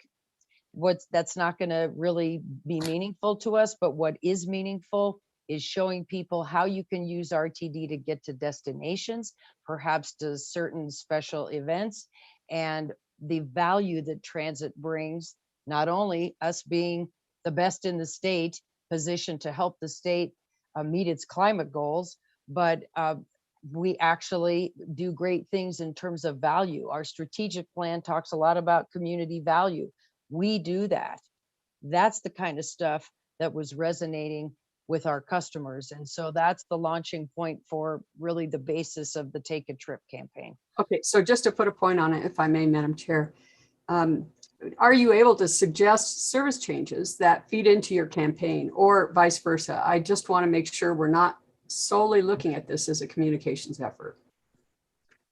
Yeah, so what I would say about any service change process is that we'll continue to stay plugged in with our service planning team, with General Manager Johnson, with our planning staff and others, our financial staff, to make sure that all things are being considered, including how we communicate about that and what the agency is able to actually pursue. Okay, thank you. You're welcome. Thank you. Director Lewis. Thank you, Madam Chair. Paulette, I'm not sure if I understood that last point. If you could just clarify, you said 70% of our current riders are, you said those that are working from home. I wasn't clear in what number. Yeah, thank you. And thank you for giving me the opportunity to clarify that. So we do an annual customer satisfaction survey. The last one that we did was in fall of 2019 because last year was a strange year. We didn't do it. And so looking back to our previous last really good, robust survey of our actual customers, which we do get a lot of participation in the customer satisfaction survey, 70% of the average weekday customers on our system commute to and from work by way of RTD. And so that is a large part of the customer base that we had previously. 70% of the people who responded say they use RTD to get to and from work. So if, with people teleworking, a lot of people are doing some hybrid models. Some people are completely working from home. So that's why our customers told us those are not messages that are going to be meaningful to us right now because we're working from home or we're doing a hybrid work model.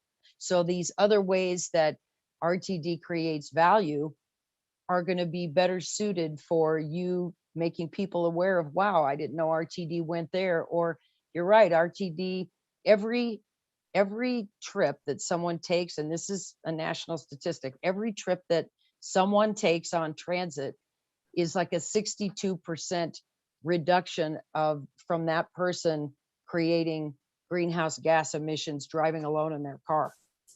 And so, these are the types of things we want to help people understand is the value that transit brings, but also the cool destinations and ways that you can get around that maybe people did not realize that they can use RTD for.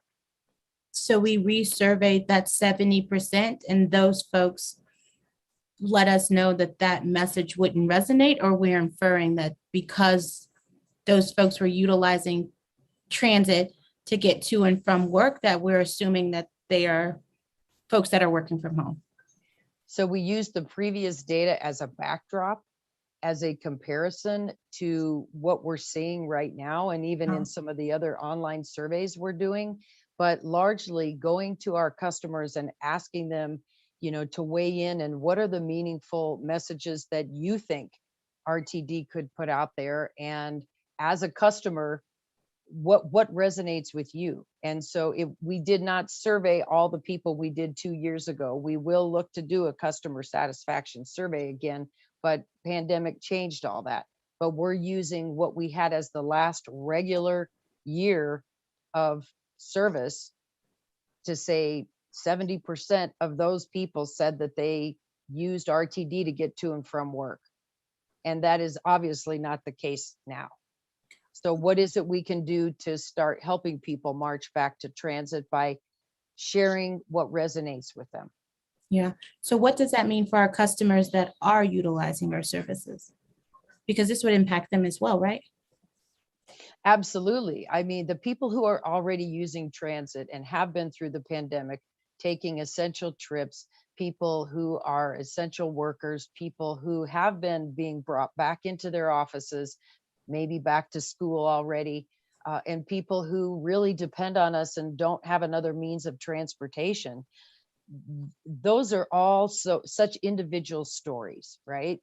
And so that's why I believe we have a lot to work with, and this campaign will be able to evolve over time as the dynamics change of what we're seeing out there with our ridership. So it's going to be nimble, it's going to be flexible, but we have a lot to share with the people who currently are using our system and how it makes it meaningful for them to maybe realize that they can use RTD to connect or to get somewhere that they didn't realize before. I see. Okay. I have a few questions for you, Mr. Adams, if I might. The two options that you gave in terms of implementation, I'm curious as to what would be the deciding factor and which approach you all execute. We would leave it up to the customer to tell us which one they would like. Oh, so these are two options for customers, not necessarily for the agency, how the agency would handle it. Exactly. So Director Lewis, if I may, I was briefed on this just shortly a while ago, and I asked staff that we need to do a lot more work, and I know members of the board have questions. I just want to ensure that we're aligned and we're saying things in this public forum that'll come to fruition, because right now I feel as if there's a disconnect in reference to what we're saying just collectively to manage everybody's expectations. And so if it would please the chair, I would suggest that we calendar this item as such as a standalone once we have a better understanding of the trajectory in which we're going to take. Because I want to ensure that I can make good on the commitments that we're putting forward, hearing that we just got a contract signed with the vendor and things of the like. I want to ensure that we can rally around this and do something for the benefit of our customers as we talk about customer excellence and providing community value. Because at this juncture, I feel as if we're having a conversation talking in ambiguities. Okay, that's perfectly fine with me. So thank you very much. I appreciate that. Sure. That's fine with me too. I'll see. So you're going to wait on your questions, Director Lewis and Chair Rivera-Malpiedi and everyone? I'm happy to. Thank you. Do we need to calendar this to a next time, or do we just ask you to bring this back when you're ready, Ms. Johnson? If we could bring it back, I don't want to commit to a date, and I have yet to confer with staff and have an understanding, because there's a myriad of other departments that are involved in this effort, not just communications, there's finance and a myriad of other folks. Thank you so much for your patience with this. Great. I think, yeah, did you have anything else, Pauletta, or is that the end? Nope, that's plenty. Thank you. Great. You know, I would just add one thing. I really appreciated the info, the current status of the past programs, the number of employers that have renewed and people waiting to. And I'd be interested if we have similar information from pre-pandemic 2019. If you could get that to the board, I would be interested in that. Absolutely. We can definitely pull that data and get that to you. Thank you very much. Okay. Next is our government relations report. Michael Davies. There you are. Director Geisinger? I didn't have a question about that agenda item, but I did have a question about the telephone town halls. Okay, I'm sorry. I might have at it. Just a quick question for Pauletta. There was some discussion about potentially tweaking the telephone town halls in the future to be inclusive of our diversity, equity, and inclusion resolution that we put forward, and also based on the feedback that had come about by board members about how the telephone town halls might be helpful for how they govern. And so I was curious as to if we should expect as board members to see those modifications in the implementation of the telephone town halls to come. Yes, and actually each of the board members, we want you to be thinking about what things do you want to cover in your meetings. While we'll have some universal items that we'll of course cover, and we do the electronic polling, and we like to keep that consistent because then we can make sure that all 15 districts that we can compare that. But we can work with you, and we'll have conversations with each of you before your telephone town hall as we plan those. Thank you. Thank you. Is that all, Director Lewis? Okay. Michael Davies, Government Relations Report, please. Yes, thank you, Chair, members of the board. Michael Davies, Government Relations Officer. Just have a brief government relations report for you. Starting on the federal side, certainly some big news in the U.S. Senate today. They approved their version of the transportation infrastructure package. This was a large investment overall. The new bill is called the Infrastructure Investment and Jobs Act. That bill passed today by a vote of 69-30, so healthy number in the Senate voting for that, and certainly clearing the 10 votes they needed on top of all 50 Democratic votes. So certainly a big investment. I'll just note quickly, it's 63% larger than our current baseline funding. And so to put that in perspective, the MAP 21 bill that transitioned into the FAST Act, which is our current authorization bill, that was about a 10% increase. So you can see that this is truly a large investment on behalf of the federal government in transit. So good news on that side. I would say that the uncertainty certainly lies on the path through the House. There is no set schedule for exactly how the House is going to pass this or bring this for consideration. So we'll certainly keep the board updated as that happens. But good news that they were able to clear the hurdle of the Senate today. With regards to that bill, I know that there's a number of grant programs that I've highlighted for you all that were in the House program. For example, the Capital Investment Grant Program, which is an important competitive grant program for transit, that saw about a double of funding up to about $8 billion over the 5 years. So good news there. With regards, I've referenced for you all a grant program, a competitive grant program for interstate passenger rail in the past. And in the House bill, this was the Prime grant program that would be geared toward projects like the Front Range passenger rail. That program in the Senate bill was they basically took a already existing competitive program called the Federal State Partnership for State of Good Repair, kind of a long name, but that grant program, they repurposed it a bit and put money into that, and it will serve as the vehicle that will kind of mirror what the House was trying to do with the Prime grant. It's a little bit smaller funding. It's closer to 12 billion instead of 20 billion over the 5 years, but again, for that same purpose of new and expanding interstate passenger rail programs. Next, I just want to touch on the appropriations process. So the House has approved their appropriations bill, and as many of you know, there was a heroic effort from our Congressman Perlmutter and his legislative staff. A big thank you to the Congressman and his staff for the work they've done, but it was to include the funding that will facilitate the return of our credit risk premium to RTD. And so I know that's been a priority for the agency for many years. The House bill didn't include that funding originally in their bill, and Congressman Perlmutter basically went to the mat for us, and him and his staff were able to get that funding included, which is absolutely critical. It still needs to go through the Senate, but if it wasn't in the House bill, it's very, very hard to get it through the Senate bill. So we hope that we're that much closer, and that this is the year that this happens.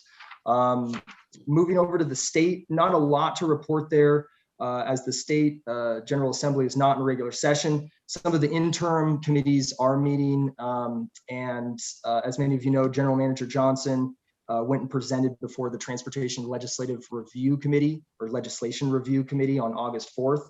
I think that was just a good opportunity for members of the committee to hear RTD priorities and ask questions.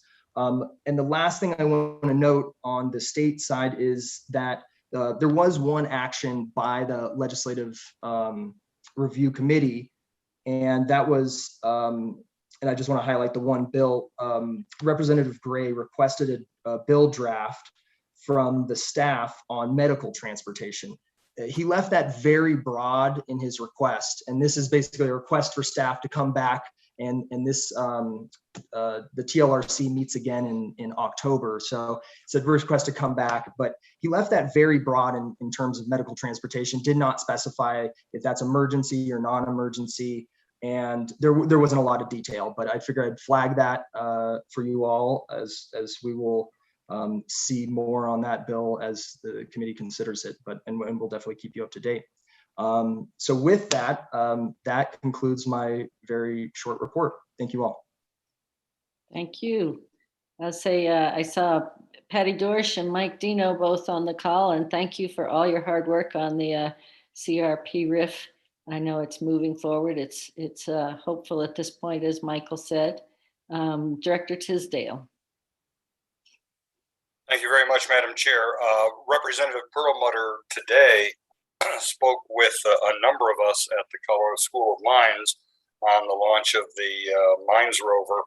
And Ed was animated, enthusiastic, and passionate about this language being in both the Senate bill and in the House bill, and confident that we would finally get it through.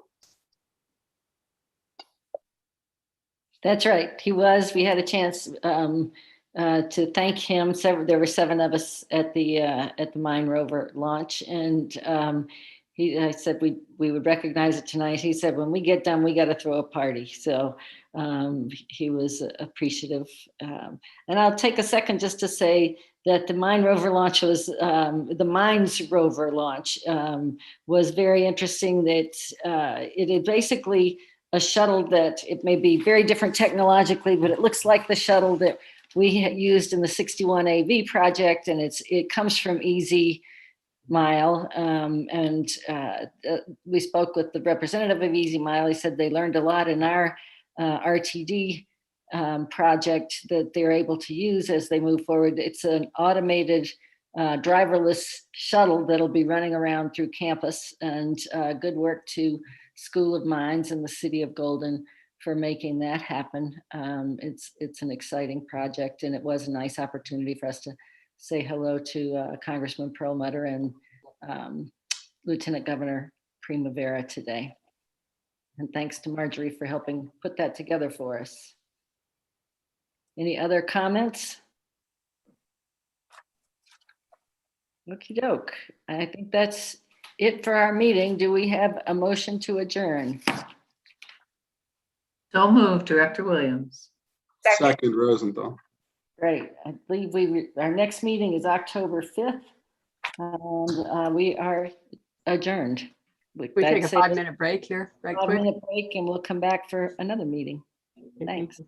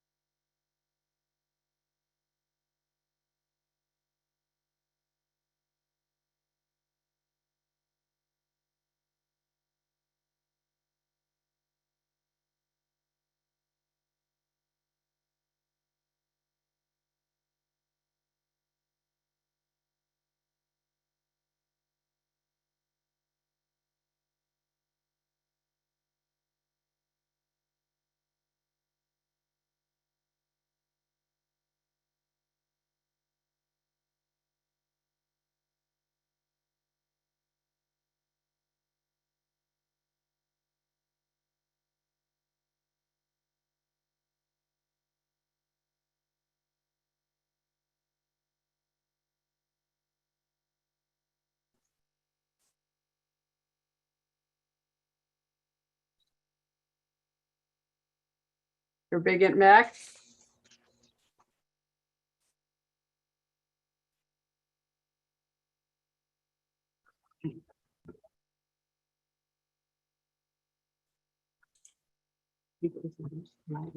All right, Shelley, go ahead. We got this. Okay, cool. So, about another minute here, and then we'll go ahead and reconvene.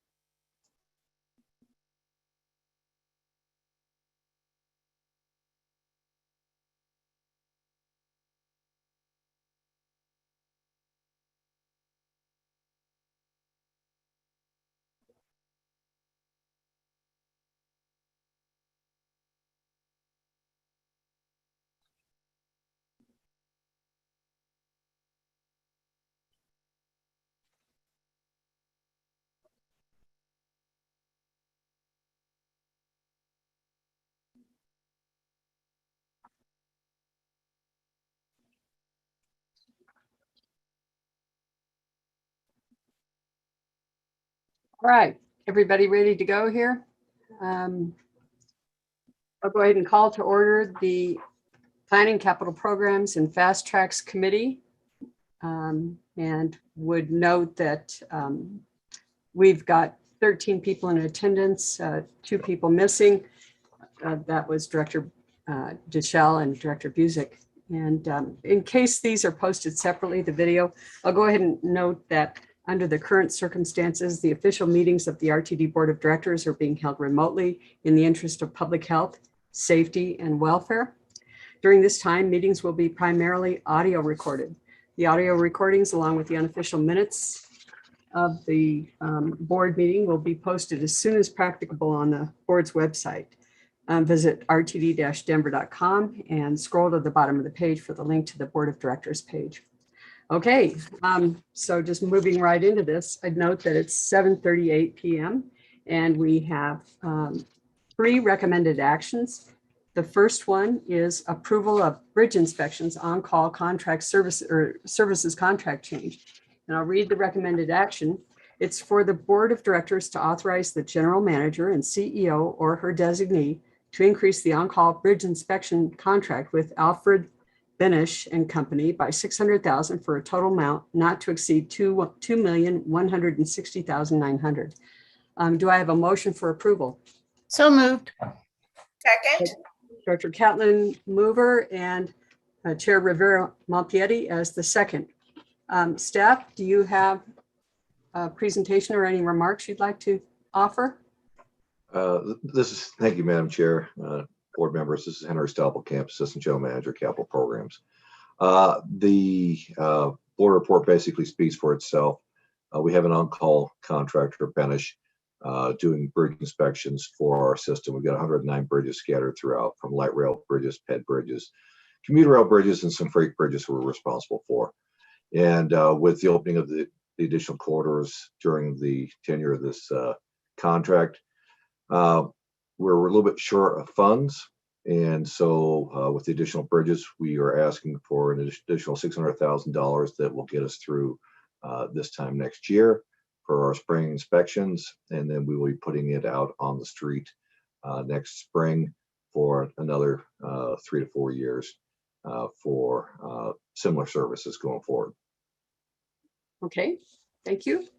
Does any director have a question they'd like to ask or any comments?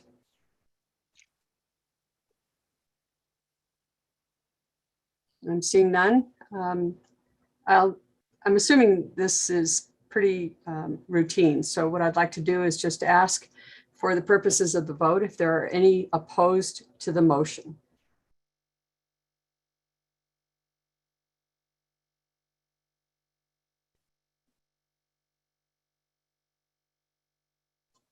I'm hearing none and seeing none, so I'll go ahead and declare that motion passed unanimously with 2 directors absent, Director Deschel and Director Busick. So Thank you very thank you, Henry. Let's move on to the second item. This is the 29th and Welton property disposition. And just to kind of reorient you, this is packet page 97. I'll read the motion. For the Board of Directors to authorize the general manager and or her designee to negotiate and execute all documents necessary for the disposition by lease or sale of the real property located at 2907 to 2915 Welton Street, Denver, Colorado, hereafter called the property, including execution of any deeds, covenants, and other property conveyance documents. Do I have a motion for approval?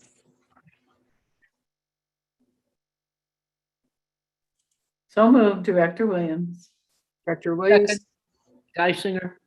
Thank you very much. Okay, we have a mover and a second, and I'll turn it over to the staff to see if they can go through their presentation or have comments on this. Is that Chelsea Brady? Yes, hello. Hello. I'm going to pull up my, uh-oh.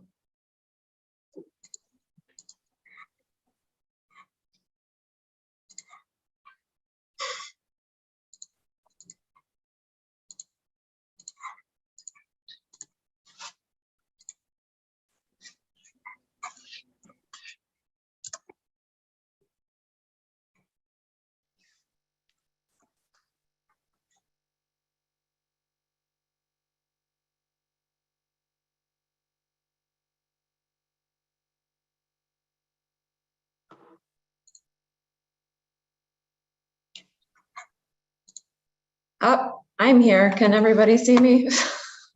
Yes, it's fine. Yeah. Sorry, I don't know what happened there. All right. So I'm Chelsea Brady, the Transit-Oriented Development Manager in the Planning Department, and I'm going to talk about 29th and Welton. This parcel is located at the intersection of 29th and Welton in 5 Points in Denver. And I put a lot of detail in your packet, but I'm just going to hit the high points in this presentation, and then I'm happy to take questions at the end. So this is a less than half an acre parcel that was purchased in 1993 to be a parking lot. So not a park and ride for transit users, but a parking lot to replace parking that was taken to be used in the train line, or where the train would be running on Welton, which is now the L line. It was purchased in 93 for $97,000. And a year and a half ago, it appraised at $2.5 million. This area has been subject to lots of change over the past 20-25 years. And the land values have increased substantially. There's been a lot of turnover, a lot of well-documented change in turnover, and many rental properties have been built in the area, particularly luxury properties. Also, some affordable properties financed with tax credits. What has not been built, and what a gap in the housing in that area, if not throughout the whole state, is condominiums, and that's largely due to construction defects laws. But what also particularly that hasn't been built is affordable for sale condos.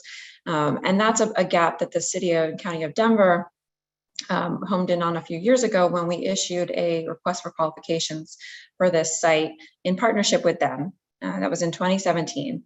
Again, that project had very similar goals to this one. And for that, we did select a developer, and unfortunately, they were not able to secure adequate financing. And so in 2020, just before the pandemic, we did terminate that project. That project, like one that we would propose today, would have provided 50 to 70 housing units on the site. The site is CMX 5, meaning you can only build about five stories. So not a massive building, and a place where the highest and best use is residential. So where we are now is kind of back at the beginning with a parking lot that could be for sale housing and could be affordable. What we have is an opportunity to make that happen, to try again. and we think it can work based on the research we've been doing over the past couple of years. This project would generate revenue to RTD from the land. It would also allow us to partner with HOST, that's Denver's Department of Housing and Stability, and to help meet the equitable transit-oriented development policy goals that we put in place in February. I think it's also important to note here that we are able to accept unsolicited proposals for development on RTD property, and we have received a lot of interest over the years in this property. But by putting out a request for qualifications, we can be proactive and cast a wider net, make sure that we're getting the project out to more eyeballs, and that we can put together the best project possible for the site, meeting RTD's goals as well as Denver's. We have run this through our TOD evaluation guidelines from 2018. It ticks all the boxes. I won't go into detail unless there are questions later on. So what we would do now is put out this request for qualifications, or we would choose a developer who would be required to build a mixed income for sale residential building where at least 25% of the units would be affordable to households at or below 80% area median income. And just to break that down a little bit, so our requirement as part of the RFQ would be at least 25% of the units affordable. If a developer were able to provide more than that, that would be beneficial. But our primary goal is that we need this to be a feasible project. And based on the calculations that we've done working with Denver, we think 25% is feasible. If they can offer more, great. And we'll look at that and we'll appreciate that. Similarly, the 80% area median income. So when we're looking at AMIs, we're often talking about rental properties where the AMI is going to be between 0 and 30. Or between 30 and 60%. But because these are for sale units where the individual or the family purchasing the unit has to qualify for a mortgage, we're looking at that. And that 60 to 80% AMI. And that's what Denver has determined to be the sweet spot for this project. So we put out this RFQ, we select a developer with input from HOST from Denver. That developer secures the financing, and then we ground lease or sell the property to the developer. And I'll get more into that ground lease or sale question in a moment. And we only get to that point if we meet all of these conditions. If we actually, we select the developer, they get the financing, so we know they can complete the project. They are able to lease or purchase the property based on the appraised value, which is what we require by statute. We do have that potential for reductions equal to value of other benefits to RTD, which we discussed in February as being part of our statute and reiterated in the ETOD policy. They have to meet our timing deadlines, number 4, and then number 5, the ground lease. So our clear preference in these discussions we've had with the board over the past few years and in the documents we've published is that RTD prefers a ground lease. And that would be very much the case here. We would require a ground lease for this project unless it met one of these three conditions, either that a ground lease structure is infeasible. So over the last few years, we have talked to many, to the kind of growing number of community land trusts in the Denver area Colorado Community Land Trust, Elevation, we've also talked to Habitat. Is it possible to do for sale units on a ground lease?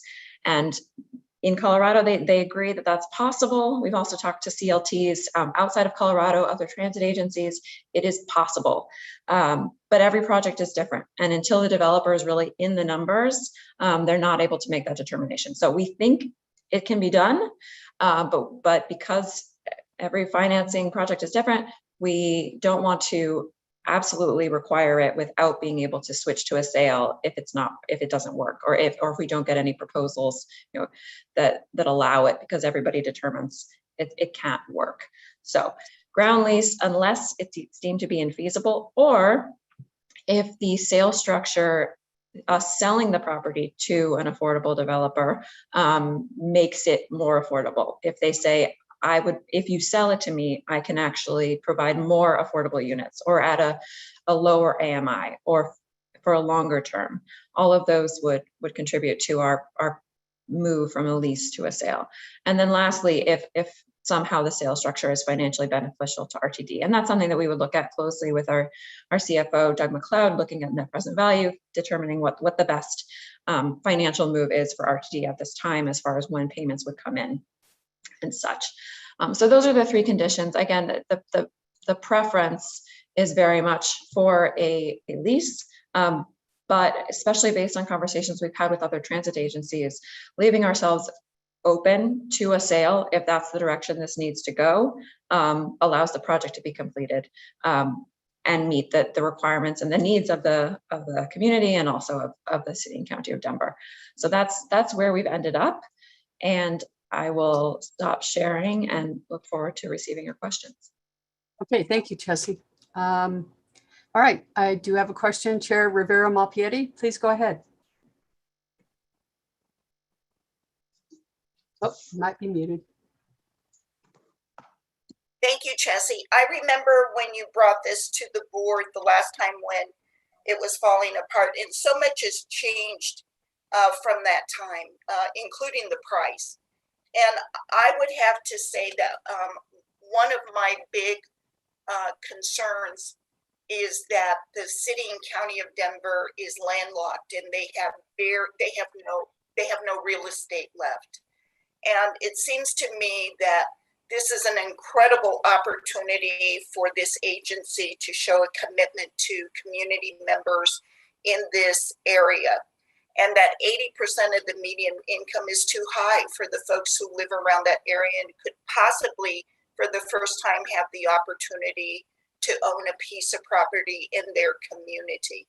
So when I was reading all of the specs that you had and looking at it, I guess for me, my preference would be having at the ground level maybe some business incubators where small businesses in the community could have a little shop in there, maybe have a coffee shop or something that could benefit the riders along the line, but then also having units up above where single moms or folks who are working shift jobs could literally afford to live there, and not just 1 bedrooms, but some 2 and 3 bedroom.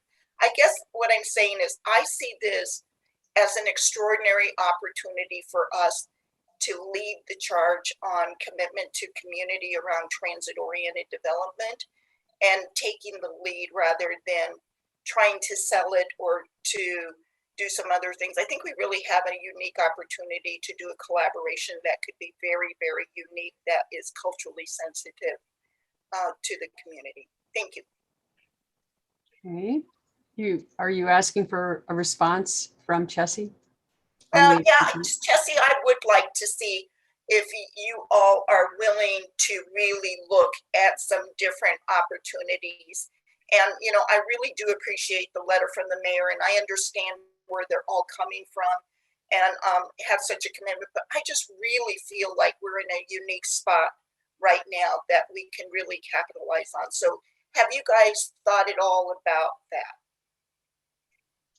We have in the past looked at what basically rental housing would look like here. I think one of the big hurdles is that CHAFA has funded a number of LIHTC projects in the neighborhood.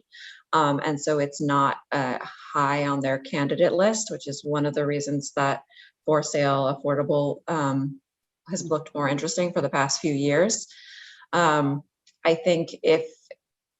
I also think, you know, given our, and I'm the first one to tell you I'd like to do affordable housing, but we do have these statutory requirements that make us, we are forced to get the appraised value, or, you know, when we can be a little bit flexible with that as we quantify the benefits, but our ability to lead an affordable project on our own that would require significant resources makes it very difficult. Not to say that it can't be done or I wouldn't try to do it, but I mean, given that this is the project that Denver thinks makes the most sense financially and for the community, it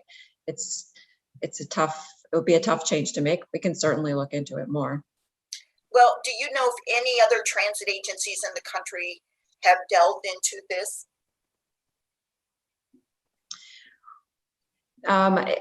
Not as far as developing it themselves. I mean, and I think that's the difference. Our preference from a risk point of view is to work with a developer to make the projects happen. And that means that the project has to pencil for them. If it's an affordable developer, I mean, it's certainly something we could pursue and provide more information about what other agencies are doing in this specific realm, if that's the direction we want to go. Okay, and then just lastly, I would just say to you, I guess I would be more excited about this if we were doing a 99-year lease, so that we would still hold on to the property for the good of the community rather than selling it outright to a developer. That's all. Thank you, Madam Chair. Thank you, Chair Rivera-Malpiedi. Okay, next we have Paul Rosenthal, please. Thank you, Madam Chair, and thank you for the comments from Chairwoman Rivera-Malpiedi. I just wanted to build on some of the thoughts that she had mentioned. My concern is that, as I understand it, the adjusted median income for Denver is about $85,000.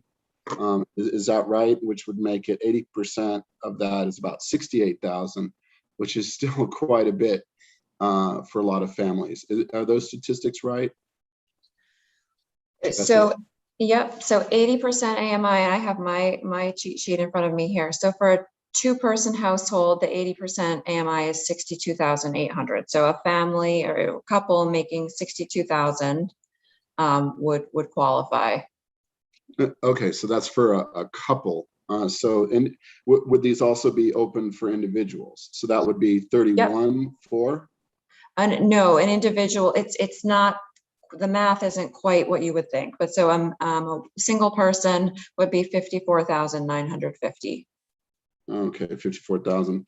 Now, is it possible that this could be, and I know we're raising issues, and you're saying that the city of Denver has its own requirements for participating in this, but perhaps you could mention to them, and maybe we could do a letter or a memo to the city of Denver saying, look, these are some of the things we'd like to see as we work with you on this.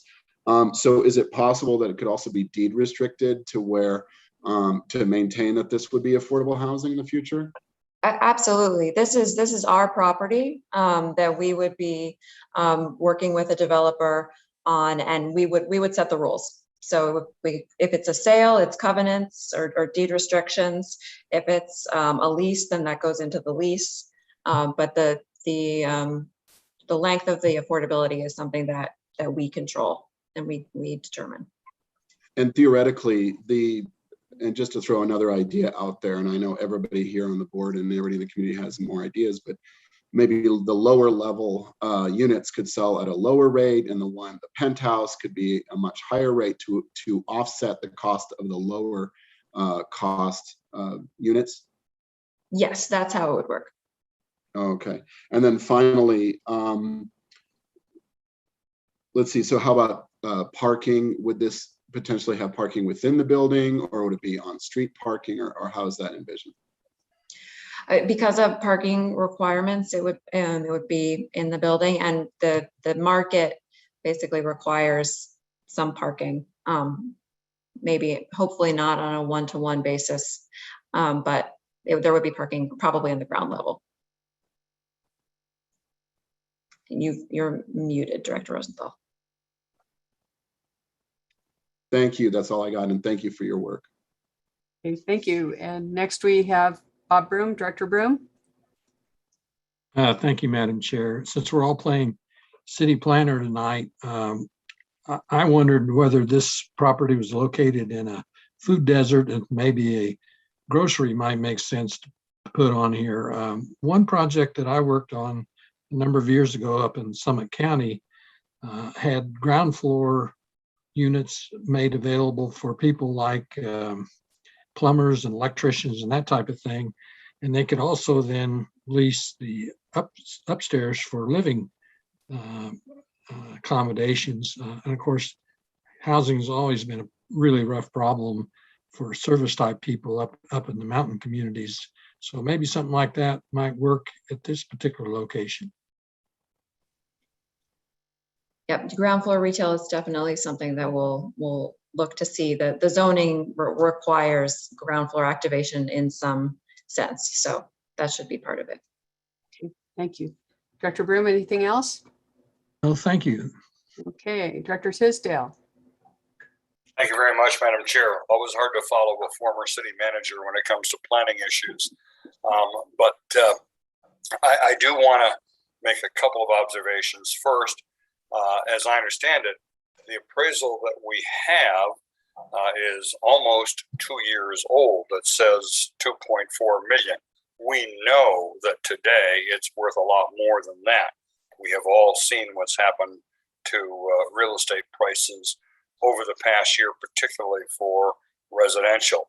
I join the chair in expressing again my preference for a long-term lease on this so that we have some control over it and we don't have a developer coming in saying, oh yes, this is going to be great, it's going to be wonderful, we're going to provide affordable housing, and then 10 years later the developer makes a ton of money and we look like schmucks. So that's something that we must avoid at all costs. Deed restrictions obviously do work if we were to do a sale. So I just caution when I say I prefer a lease. We're not inflexible on that. Obviously, you have enumerated, and I applaud you for that enumeration, some of the qualifications, and I appreciate some of the adverbs that you use in your descriptions of those qualifications, because it gives staff an opportunity to exercise prudent business judgment and to comply with the statute, which requires that if we don't get fair market value, we get something specific that is a trade-off that we can point to that justifies that. So I appreciate that. I appreciate Mayor Hancock's letter. I understand where he's coming from. It is a good possibility and one that needs to be explored with the appropriate caveats that you have expressed. Thank you very much. Thank you, Director. Let's see, looks like we've got Director Lewis. Thank you, Madam Chair. Chessie, you said that you all had explored what it might take to do a community land trust, or you had not explored that? We've spent the last couple of years talking to community land trusts about whether it's possible to do for sale units on a ground lease land. And generally they say, yes, it's possible. What we have not done is specific, had anybody evaluate specifically what would it take on this particular property, providing any of the detail, because we don't want to give anybody a leg up, but we believe we've gotten as much information as we can fairly. Yeah. So what would it take to see that as a path forward? Like, what work would that require? And we hope and expect that Community Land Trust will respond to this request, and they will then be able to put in the work and determine whether it's possible for them to propose for this project. And I mean, based on the conversations that we've had with them and with transit agencies, other transit agencies, we believe that I hope that they will respond and that it will make sense for them and that they may be able to offer more affordability than we're requiring. Thank you. I know you said it can be difficult to get these things funded, but I wonder if you all have explored with, and maybe it's too early in the process, how foundations, along with like the city, might be able to help bring something like a community land trust to fruition. Are you suggesting a new community land trust, or that we work with a community land trust? I mean, there are a number of them in Colorado, and so I wouldn't, if you wanted to create a new one, sure. I'm not helping you with that. But I'm curious, it's more about exploring with community land trusts and foundations on a funding strategy. Well, and we would hope that a community land trust would bring that funding partner with them, and whether it's a foundation or banks, however their financing works, and in the projects that they're familiar with doing already. Okay, and then I will just say ditto to Director Tisdale's comments. I prefer, this, I don't have to tell you, that I prefer the leasing. particularly because 5 Points is historically an African-American neighborhood, and those numbers have significantly dwindled with the displacement in that community. And so as best as we are able to keep this parcel available to folks who might have been displaced and to not be a part of the displacement, I really appreciate it. The last question that or maybe it's not the last question, another question that I have for you, Chessie, you said the AMI, it's specific for that area in 5 Points, or is that just the general AMI? This is the Denver housing limits or housing income limits for financing purposes. Okay, great. And then within the RFP, would there be a requirement to, or could there be, rather, maybe not, would there be any opportunity to solicit to those who previously lived in 5 Points and might want to return and solicit to those folks to be able to apply for this program? To be able to, for the housing, yeah, I think part of what we will ask for is how the developer intends to engage with the community. And I think that would be one way that they could do that, by advertising the availability of the units to former residents. Okay, and then you all will come back with what after tonight and when? We would come back if you approve this action tonight, then we would come back in a few weeks at the full board meeting for the final approval. And once you get the final approval, like how will we know what is happening in that process? Then we will update you. Yes, absolutely. And I failed to mention that during the presentation. So we would keep you updated as it's moving along, as the RFQ is released, as we choose a developer, and it'll just move along lickety split from there, I'm sure. Sure, I'm sure of it. All right, Chessie, thank you so much. I appreciate it. Thank you. Okay. I don't see any other hands. A quick follow-up, Chessie. Are you able to do the RFQ, or do we have to consult or get a consultant for that? Are you able, and will you be the one doing the RFQ? We are able to do that, and we are set up to do it and ready to go. Excellent. And in regard to some of the questions, it's a competitive process. So you can structure that so that it's apparent if they come in at below 80%, that's all the better, that kind of thing. Is that the sort of thing you do? Okay. Right. And in regard to other concerns, the length of the lease and so forth. So, I think, I know the city probably is more interested, as you said, in for sale here. And that evidently reflects the fact that most of the housing around has been developed as for rent. Is that true? Yes. Okay, well, it might be that some people would have a chance to buy in a neighborhood that they would otherwise be displaced from. So I think it's interesting, and I'm kind of excited to see you moving forward with this. So I'll be supporting the motion. With nothing else, I'll go ahead and call for the vote. It's the motion was by Kate Williams and the second was by Lynn Geisinger. Do we have any opposed? Please say your name.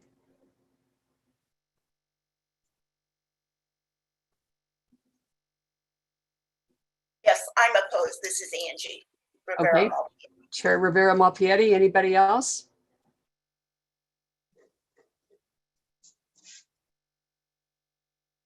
All right, looks like we have 12 in favor, 1 opposed, and 2 absent. The person opposed is Chair Angie Rivera Malpiedi, and everybody else in favor, with the 2 directors, Deschel and Busick, absent. So thank you very much and good luck. All right, and the final action is the Southwest Chief and Front Range Passenger Rail RTD and CDOT Commission Cooperation Agreement. And I'll go ahead and come through to that. The recommended action is for the Board of Directors to authorize the General Manager and CEO to execute the cooperation agreement between Southwest Chief and Front Range Passenger Rail Commission and Regional Transportation District and Colorado Department of Transportation for accomplishment of shared goals. It's a cooperation agreement. So it looks like Bill Van Meter is our presenter. First, I need a motion. Anybody out there willing to make the motion for approval? So move, Director Davidson. Okay, a second. Second, Whitmore. Okay, and Director Whitmore is second. All righty, thank you. And Bill Van Meter, please go ahead. I'll corral my cat. Thank you, Chair Cook and directors. This is Bill Van Meter, Assistant General Manager Planning. I'm pleased to finally have the opportunity to put in front of you this cooperation agreement. You first heard about it in April when General Manager and CEO Johnson distributed a draft.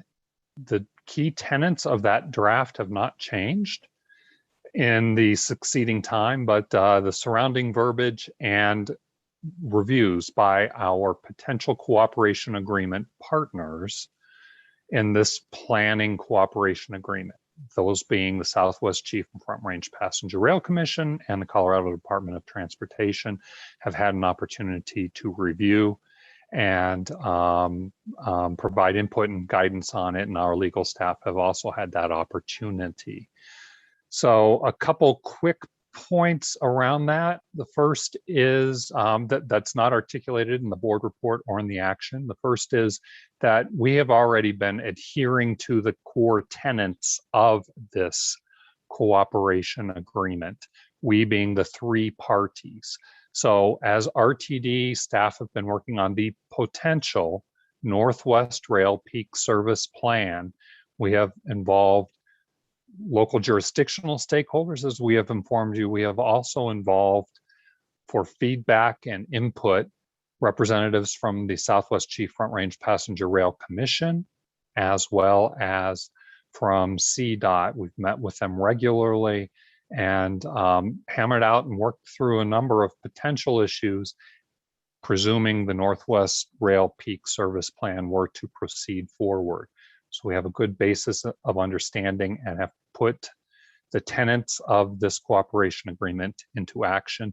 Second quick note is that the Southwest Chief Front Range Passenger Rail Commission, quite a mouthful, at their August meeting authorized the chairman to execute the document as presented, presuming the other parties are also provide their approval. Your first step towards that would presumably be tonight.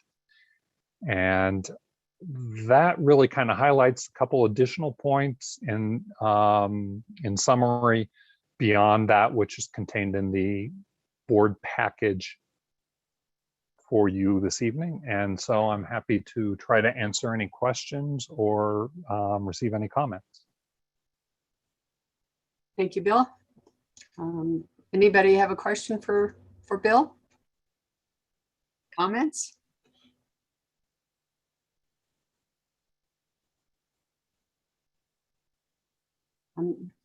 Okay, here we have one. Director Catlin, please.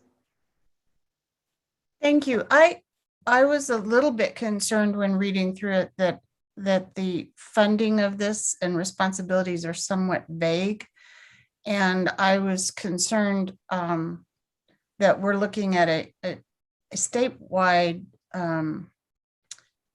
rail system, and we're just a part of that within the metro area. And I just wanted to make sure, and I think you know this, that our responsibility from a financial standpoint will not expand beyond our mission and our geographic area. And Chair Cook, if I may respond. Please. Bill Van Meter, AGM Planning. Understood. Thank you for those comments and input. That's a key piece of and intent of the identification of one of the key planning activities being cost sharing, stating that the parties shall work collaboratively to identify mutual benefits to cost savings or sharing as it pertains to infrastructure and operations improvement, although those haven't been yet made. And then the other point I would make to that exact point in terms of protecting all parties' interests is that the agreement is set to terminate upon completion of all related or relevant planning studies within the Northwest Alignment Study area. And so it does not extend into any responsibilities for capital investment, construction, right-of-way acquisition, or operations and maintenance. So I feel confident that our interests and our frankly mutual shared interests between all three parties are covered within this document. Okay, thank you. Anything else, Director Catlin? Okay. Director Rosenthal, please. Thank you, Madam Chair, and thank you, Bill. So as this commission sort of morphs into the district February of next year, per a bill passed by the legislature, it's said in the memo that, you know, we anticipate something to that effect, that we anticipate to have a similar agreement next year. Is that your understanding? And would there be any changes that would substantially be different? Because I'm understanding that we'd have to sign a new agreement next year with the district. Yeah, so again, Chair Cook, Bill Van Meter, AGM Planning. Director Rosenthal. Yeah, so that is, from a staff perspective, our common understanding that likely we would need to execute a new sort of cooperation agreement, recognizing the new structure and responsibilities of the district. The hope and intent of all three parties' staff, two of whom would be theoretically party, CDOT and RTD, to a successor agreement, is that the construct of this regarding cooperation, collaboration through the planning effort would remain the same, and this would set a good template. So that is the intent, that this sets that basis and that tone. And then the other note that is contained both in the board report and in Senate Bill, I'll make sure I get that right, 21-238, establishing the district, is that bill specifically also requires the district to work collaboratively with RTD. So this is an alignment with the state legislative direction to the parties, and the parties at a staff level common understanding intent going forward. And then, so you mentioned some financial issues, and I was wondering, so if the district does go to the ballot and say, this is kind of building on also Director Catlin's thought process. So if we do, if the district does go to the ballot and say to the voters, and I believe that it's anybody within those counties that would be within the line, the rail line area, going from, let's just say, from Fort Collins to Pueblo, it would be any county within the rail line alignment. So would they consult us about RTD, rather? Would they consult RTD and say, look, you know, this is the amount that we're going to be requesting, this is the amount of tax that we're requesting of the voters? Would we have any consultation with them on that? It is my understanding, again, Chair Cook, Bill Van Meter, AGM Planning. In brief, yes, in fact, as I recall, part of the Senate Bill 21-238, establishing the district, the legislation establishing the district, reserves a non-voting seat for RTD on the district. So we will have direct representation and participation and involvement in the process through a non-voting participatory stance, for lack of a better word. And then my final question is, so if a measure does go to the voters, and this is obviously way into the future, but it's nice to follow this along to connect all the dots, just so anybody watching knows, and so all of us know, and I know. But so is it a majority of voters in that entire region from Pueblo to Fort Collins who vote the majority to pass this measure? Or is it within each county? We need a majority? So like we would need a majority in Denver, we need a majority in, say, Boulder, hopefully it'll go through there, a majority in El Paso County, a majority. Does that make sense? Or is it majority in all of those people put together, a majority of all of those? It makes sense. Unfortunately, I just do not recall either the Tabor and or legislative. I don't have an answer to that. All right, thank you. Yeah. Thank you. Director Tisdale, please. Thank you very much, Madam Chair. Just on that last point, I believe, and I'm not really a lawyer here, I just look like one. It's a district-wide vote, so the entire district gets to call it. So if there's an outlier county that doesn't want to, they're stuck with the decision of the majority. A comment and a question. Comment. The agreement itself is pretty clear that it does not extend beyond our district or beyond the area described as the Northwest Rail Alignment. It's pretty specific in saying it only applies to that. So it does not purport to obligate us in any way or anything else. It's just relative to the Northwest Rail Alignment. And I think that's an important point to keep in mind. The question is,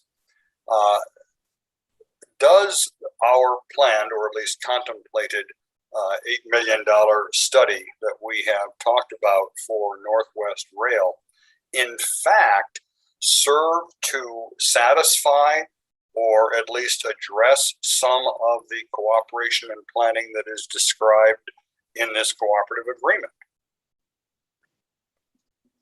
Chair Cook, AGM Bill Van Meter. Simple one-word answer is yes. Thank you. Okay, anything else, Director Tisdale?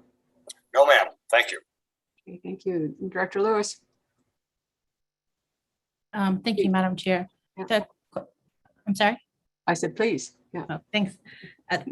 Just a quick question, and it's more of a process question. It seems like, to Director Tisdale's point, that this document should come after we agree as a board that we're going to move forward with the feasibility study. But I'm assuming that there's a reason that it's not in that sequence. And so, Mr. Van Meter, if you'd like to talk about that, I'd appreciate it. Sure. One is that as the timing was such that it would actually precede a potential Northwest Rail peak service plan study. The intent being that even from the point that the Department of Transportation Commission were working on their plan, their service development plan, and RTD were working on its potential Northwest Rail peak service plan, that we would be collaborating from the very start and adhering to these tenets, which is why I made that point that we have been collaboratively doing that, such that it would give clear direction even before approval or procurement on any of these projects, and then throughout the planning phase. Got it. And Madam Chair, if I may just add on something to Mr. Van Meter's comments, if I may. Of course, please. Thank you very much, Madam Chair. And Director Lewis, yes, to the point that Mr. Van Meter made, when this was first broached, this was sometime back, I believe in late January, early February, that Mr. Van Meter and I participated in a meeting with representatives from Front Range Passenger Rail. And to the point that he raised, it was showcasing that we were open to work in an amicable fashion. It just so happens with the time frame that now we are on parallel tracks, no pun intended, with this impending PEL study that will be brought back to this body. And so I just wanted to qualify and clarify that the intent was to showcase that we were committed to working in a collaborative fashion. Thank you. Okay, that's so helpful. Thank you so much. That's my only question. Okay, any other questions or comments? Okay, seeing none, I'll go ahead and proceed to the vote. We had a motion by Director Davidson and a second by Director Whitmore. Do I have any opposed to this motion? Anybody opposed to the motion? Please say your name or raise your hand so I can call on you.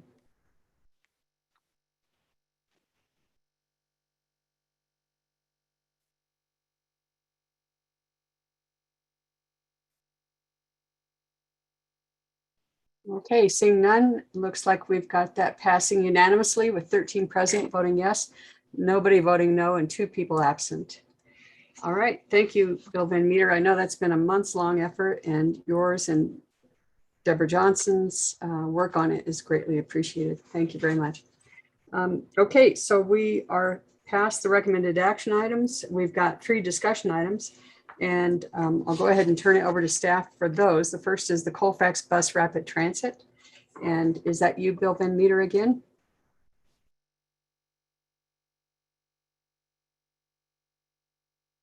Good evening, Chair Yes. Cook and members of the board. It's Brian Brian Welch.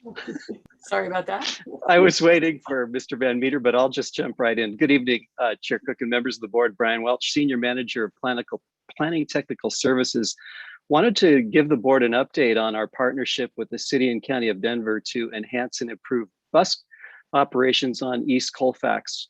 Talk about a project that has some history. I've been working on this one myself personally for about 10 years now, and to get the board up to speed, the PowerPoint presentation that's included in your board materials is a good one from the City and County of Denver, and it provides a lot of good background on the project and all the numbers and that. So I'm not going to spend time on that. But in a nutshell, Colfax, as you know, is among the highest corridors for ridership in our district, period, bus and rail. It's consistently been up there, and it's been very stable as well during our recent ridership losses. Well, we're now in the initial stages of the Federal Transit Administration Capital Investment Grant Program for Colfax for the center running project. Many of you know RTD has a long and very successful history with the Capital Investment Grant Program. We've had a string of project awards over time.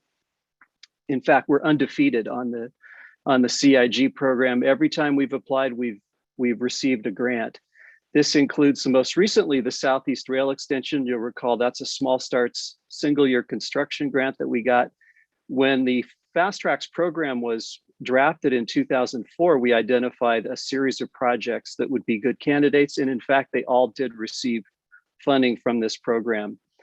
RTD in the Denver metro area, we're the sole recipient of capital funding through the Capital Investment Grant Program from FTA in the state of Colorado. The only other people who can receive money through the program are RAFTA, and they built Velociraptor using that in the Roaring Fork Valley, and the other is Transport in Fort Collins with their MAX Bus Rapid Transit. So as the sole designated recipient, and with Denver's decision not to pursue that designation, at least at this time, RTD will act as the project sponsor, and Denver will be a sub-recipient.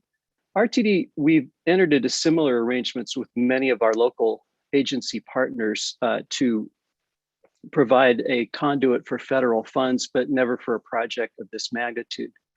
This month, RTD and Denver are going to enter the first step of the program, which is known as project development. Small starts is the smaller version of capital investment grants, where you just have 2 steps, small starts and then engineering, and then you get a grant. To facilitate the arrangement, what we anticipate happening after submitting this request letter to enter into the program would be a memorandum of understanding. This would outline the basic framework for the working arrangement between the agencies. And it would in fact provide the basis for us to enter into more formal intergovernmental agreements that would be before the board in the future. These would define responsibilities more clearly, including how we will work together during project development, project design, engineering, the NEPA process. It would then talk about later, we develop another IGA probably that would cover maintenance responsibilities and how Denver would pay for those. Notice how I said that. And then finally, the way that operations would occur during revenue service. RTD has not made any financial commitment to this project from a capital point of view. As you know, there is no money programmed in your midterm financial plan for Colfax Bus Rapid Transit. We have agreed that we would, at a minimum, continue to provide the operations in conjunction with the revenue service at the run board closest to when they anticipate beginning the project opening. But beyond that, everything is subject to negotiation and further discussion. So that was just a quick way of getting the board up to speed on where we are right now. And I would welcome any questions or comments. It's actually a very exciting step for Denver to be back in the capital investment grant program. FTA will tell you that it's not a competitive program, but it is, because if your project does not rate highly, you're not going to get funded. And across the United States, numerous bus rapid transit projects have recently received funding. I'm sure that in your communications, you hear about these all the time. So we're once again in the queue, and I think that's a great moment for us and our partnership with Denver. Thank you. Okay, thank you. Looks like we have a question, Director Rosenthal. Thank you, Madam Chair. Thank you, Mr. Welch. This looks to be an exciting project to have greater mobility for the #1 route, as you indicated. So a bus route, rather. And so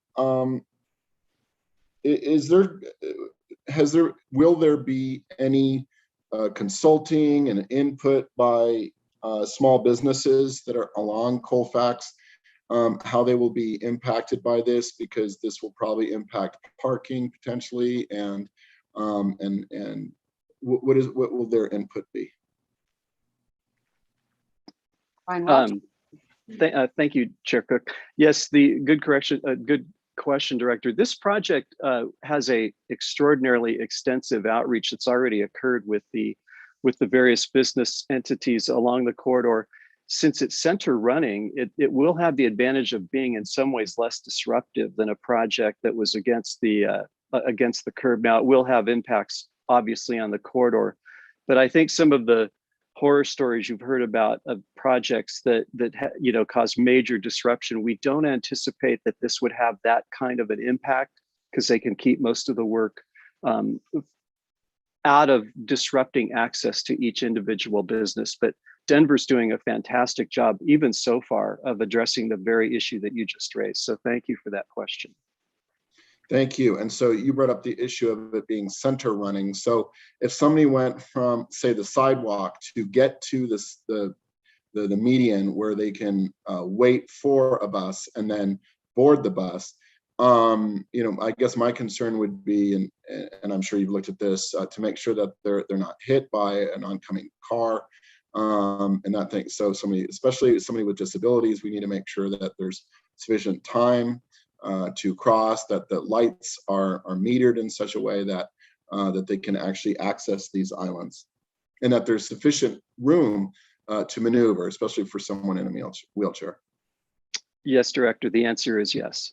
All that will be very carefully evaluated.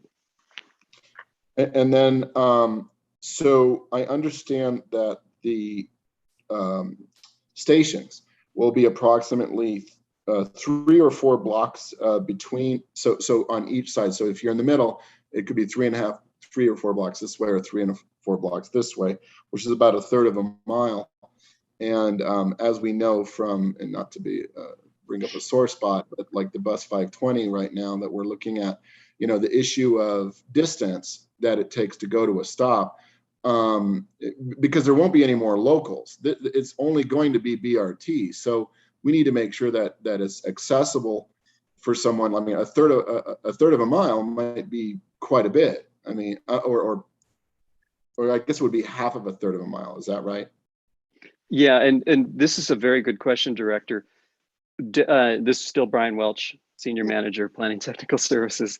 The City and County of Denver has actually calculated any additional walk time that would relate to any potential passenger at our current stops, and it's very, very small. So they've actually figured out that with the new stop spacing as part of the BRT project, there would hardly be any measurable change for any particular person distance from their current point to where they would access our system. So that's been very carefully evaluated as well, because other people have asked the same question, who don't want to lose the proximity of service as it currently exists.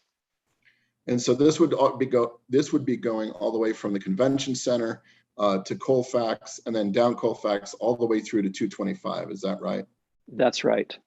Oh, okay. And so there would be no difference between like when Colfax goes into Aurora.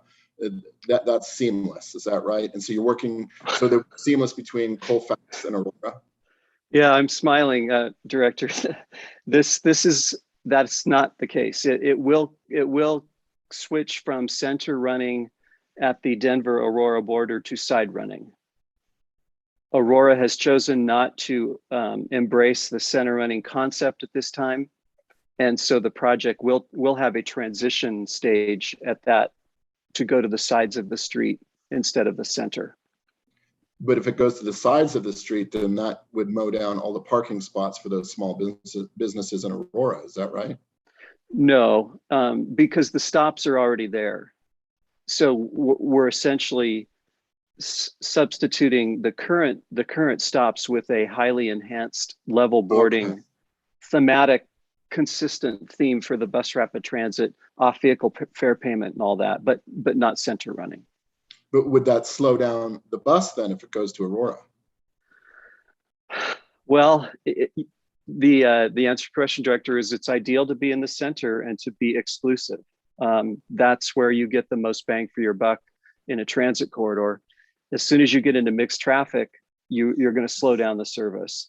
So it will not operate as efficiently as it does in the city and county of Denver, but there will be other measures taken in Aurora with what we call a queue jump, as well as transit signal priority and other treatments that will enhance the overall service, but it will still be in mixed traffic in Aurora. And I only have two more left. I'm trying to go quickly. So the area that the BRT will be physically on, the physical where the bus is running on, is that going to be raised above street level, like 6 inches, or is it just going to be at street level, maybe painted? That's a question that I'll follow up on. I believe that there's going to be some adjustments made in the roadway to make sure we can have a level boarding profile. I'm not sure exactly how that will play out in Denver and Aurora, but I can follow up and give you a bit more information on how that'll affect the distances that you've just referred to. Okay, and then the last question, it's going to sound fairly trivial, but for particularly the LGBTQ community, when we have a pride parade or something, just want to see, so is it still amenable for Colfax to be for parades and protests and things like that, to where, it's not going to, when we have the BRT and the islands and everything, is it going to be breaking up, or can we still, have parades and protests and things like that? Parades and protests will still be possible in the center running as well. There's been a lot of discussion already about the distance between the curb and the street level, of course, because we want to make sure it's safe for everybody who's going to use the system, including cyclists putting their bikes on the vehicles, the disabled community, and everybody else. So that's going to be very carefully evaluated to ensure that it's a safe environment for all the types of activities that currently occur on Colfax. Right, and what I mean by that is obviously the buses are not running when there's a parade or is saying if there's islands and it's raised, and if people have got to go around and everything, it just kind of breaks up the dynamic of a parade or a protest if they have to go around the BRT area. So right, that's why it also the question lends itself to, is it going to be raised or not? So anyway, yeah, if you can think of the way the mall shuttle works with the how that still enables a lot of lively activity to occur when we're not running our service out there. You can envision the same type of environment on Colfax. All right, thank you, and that's all I have. And thank you for entertaining all my questions. Yeah, and one thing it's also in my district, so yeah, and glad to give that. But one thing I would remind everybody on these discussion items, we'll have plenty of chances to talk to staff either offline or whatnot, especially when we've got 4 meetings in the night. So just keeping that in mind would be appreciated. Looks like we got Director Lewis. Thank you, Madam Chair. I just wanted to clarify, Director Rosenthal, or maybe Mr. Welch, you said there's not going to be local service, so no 15, just the 15L, like how the stops are currently placed? No. We'll still have a combination of the L and the local service. They'll both be running. It'll be a combined service.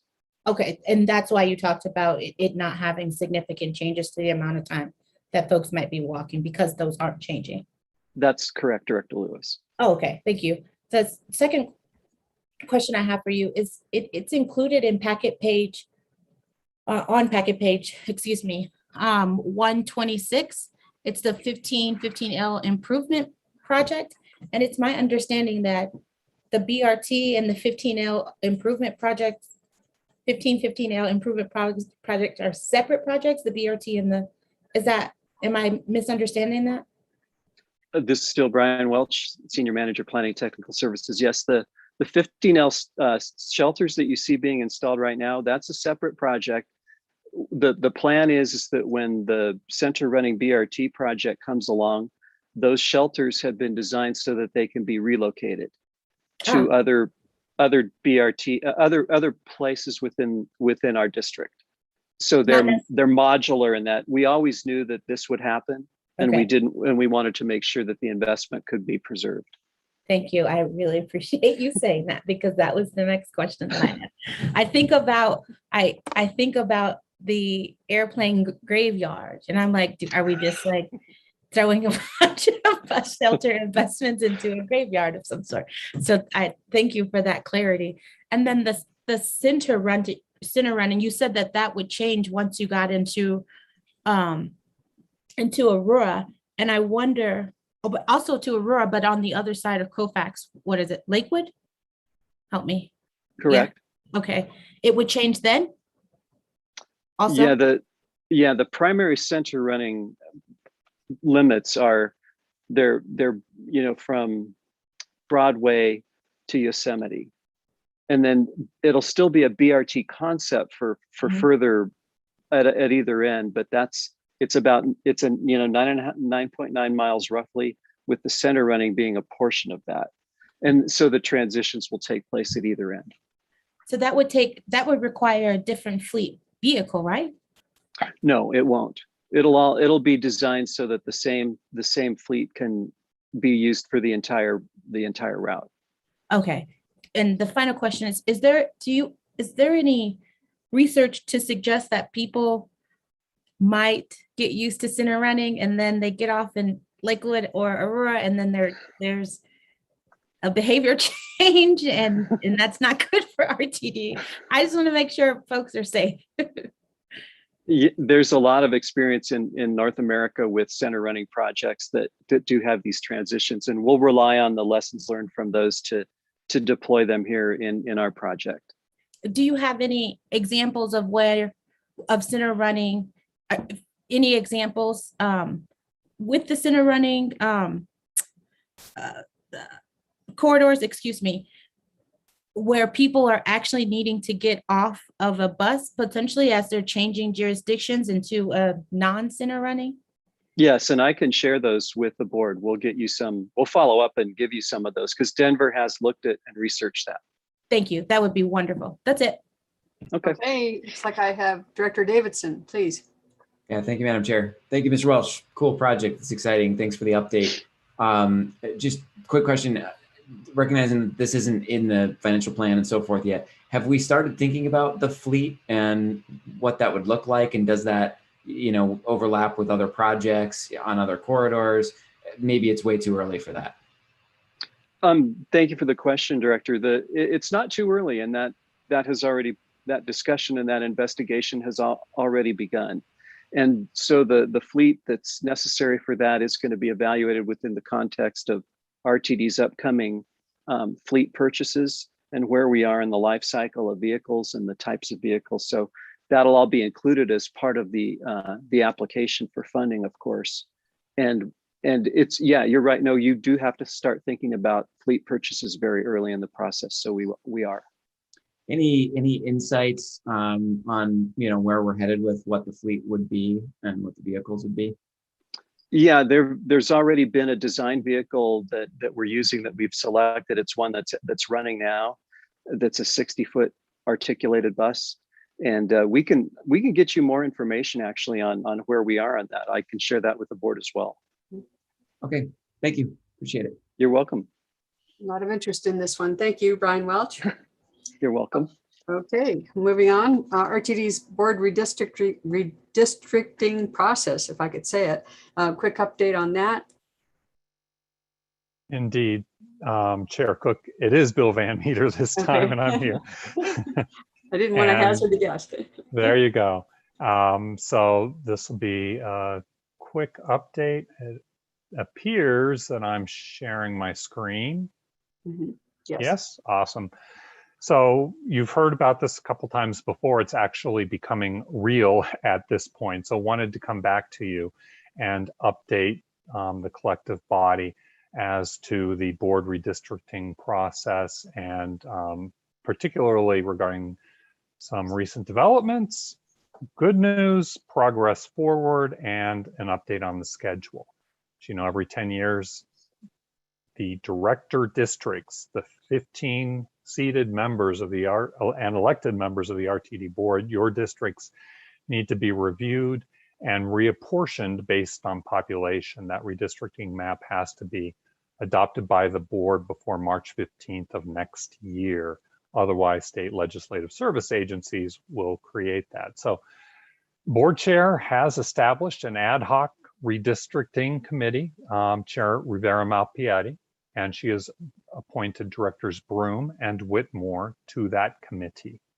We're planning on meeting for the first time next month in September to embark on the effort. We have also engaged the services of Farnsworth Group, who went through the same process 10 years ago in support of the RTD board and staff in terms of making the current district boundaries and the modifications necessary for that.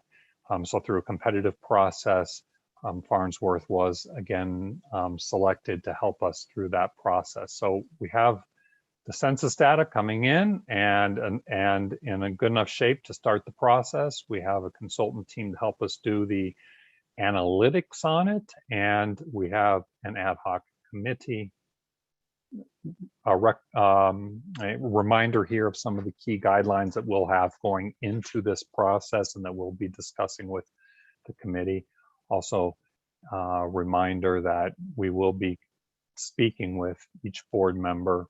The committee will be to get your input and your thoughts regarding redistricting. And then finally, here's the draft schedule to take us from today through review, valuation, and discussion of alternative board district boundaries, and leading to a recommendation in January and a final review and approval by February of next year in advance of that March deadline.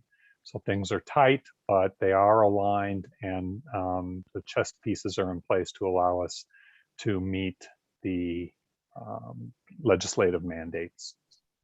That concludes my presentation, Chair. Okay, it looks like we have one question anyway. Director Tisdale, please. Thank you very much, Madam Chair. Not that I'm looking for the work, and I promise I'm not, but regarding the committee that has been appointed, is there not the potential that there is a perception of a conflict of interest if you don't have only term limited directors on that committee? In other words, to have a director on a committee adjusting the boundaries of his district might, in the minds of some, create at least a potential conflict of interest. And might it not be better to have those persons be term limited directors? That's my question. Any thought about that? I'm not sure if this goes to staff or Chair Rivera Malpiedi or.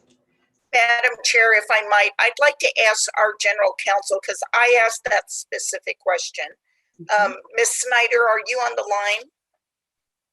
Yes, thank you, Madam Chair. And yes, we did discuss this issue directly to Ms. Dell. I'm happy to speak with you offline if that's helpful, but we did address the issue. Really kind of faint, at least for me. Oh, pardon me. Is that a little bit better? Yeah. Yes, I'm happy to speak with you, Director Tisdale, offline, but yes, Chair Rivera Malpiedi did reach out and we did have a conversation about the selection of the two directors. And it was your conclusion that from a legal standpoint, or? Yes, that's the reason that she did select the two that were selected. That it is permissible. That's okay. Madam Chair, I couldn't hear any of that. Okay, we could ask General Counsel to repeat. She indicated that the topic did come up, that our chair reached out to her, and from a legal standpoint anyway, it didn't seem to present a problem. Did I paraphrase that properly, General Counsel? Could you weigh in or try to adjust your audio? Yes, Madam Chair, I apologize. Hopefully you can hear me. Yes, what you just said is accurate. Okay. Director Broom? Thank you. That clears it up. Okay. Thank you. Director Tisdale, anything else? No, ma'am. Thank you. Okay. Director Lewis? I think Director Whitmore was maybe answering the question. So if he was, I'll provide him the floor. Okay, I'll do that. Director Whitmore? No answer. Go ahead, Director Lewis. That's fine. Okay. Thank you. I do have a few questions. This is committee that I expressed interest in, and so I'm curious as to, similar to Director Tisdale's, if there was any conversation or discussion around establishing an independent redistricting commission that maybe isn't made up of board of directors. I'll stop there and then I'll ask the second part of the question. Primarily of board of directors. Anybody, Chair or Bill? Any? Yeah, Director Cook, this is AGM Planning, Bill Van Meter again. And not that I am aware of. This is the template that has been used in the past and successfully. So not that I personally am aware of. Is there, and maybe this might not be a question for you, BVM, it might be a question for Melanie. Is there an opportunity to change that? Madam Chair, if I may, and hopefully you can hear me. I apologize, I have a new camera. That would be up to the chair's discretion. This is an ad hoc committee, and so she does have the authority to appoint the members of this committee. Thank you. Yep. Thank you. Madam Chair, if I might. Yes, please. Thank you. So when we look at all the committees for the entire year, there are several of them. The ad hoc committee for the redistricting happens once every 10 years.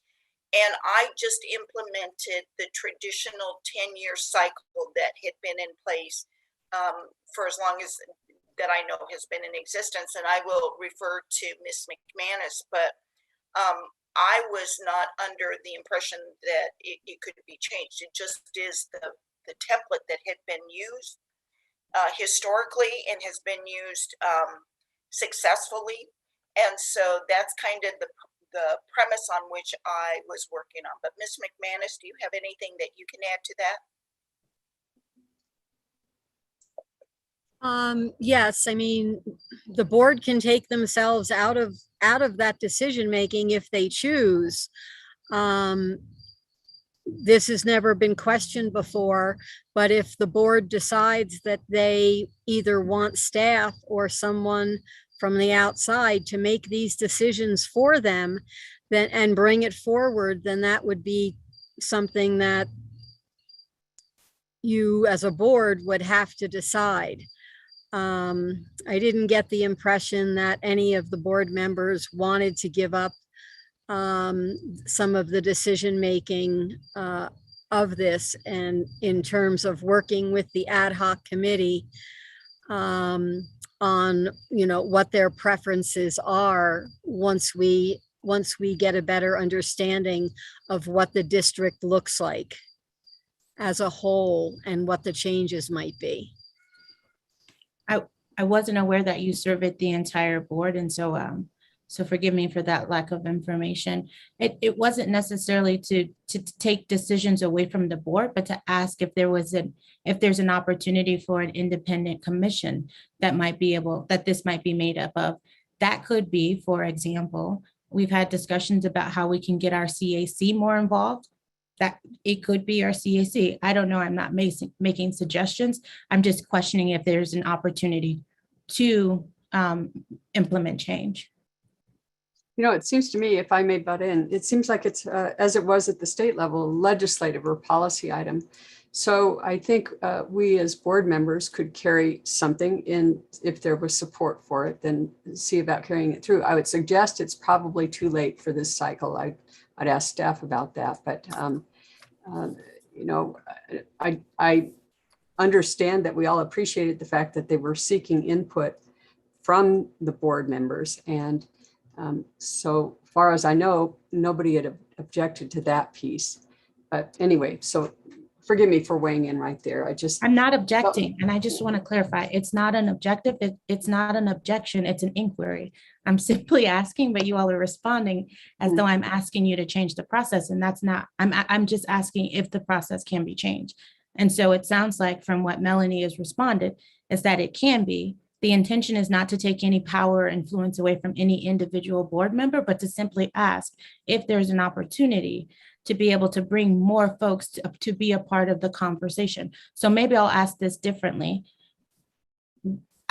In the proposal, I did not see an opportunity for public input and transparency for the redistricting process. And so I'm curious of how we might be involving the public in this process. Okay. Bill Van Meter, can you address that if that's already something contemplated in the process or as the consultant has done? So the key opportunities for public engagement involvement would be during the committee meetings and board meetings when we keep the board apprised as progress throughout. And the board will have the opportunity to hear the recommendations in January and hear them and receive them and act on them in February and the board meeting. So the only real public engagement or involvement anticipated in the current construct is through the formal board process. The formal board process.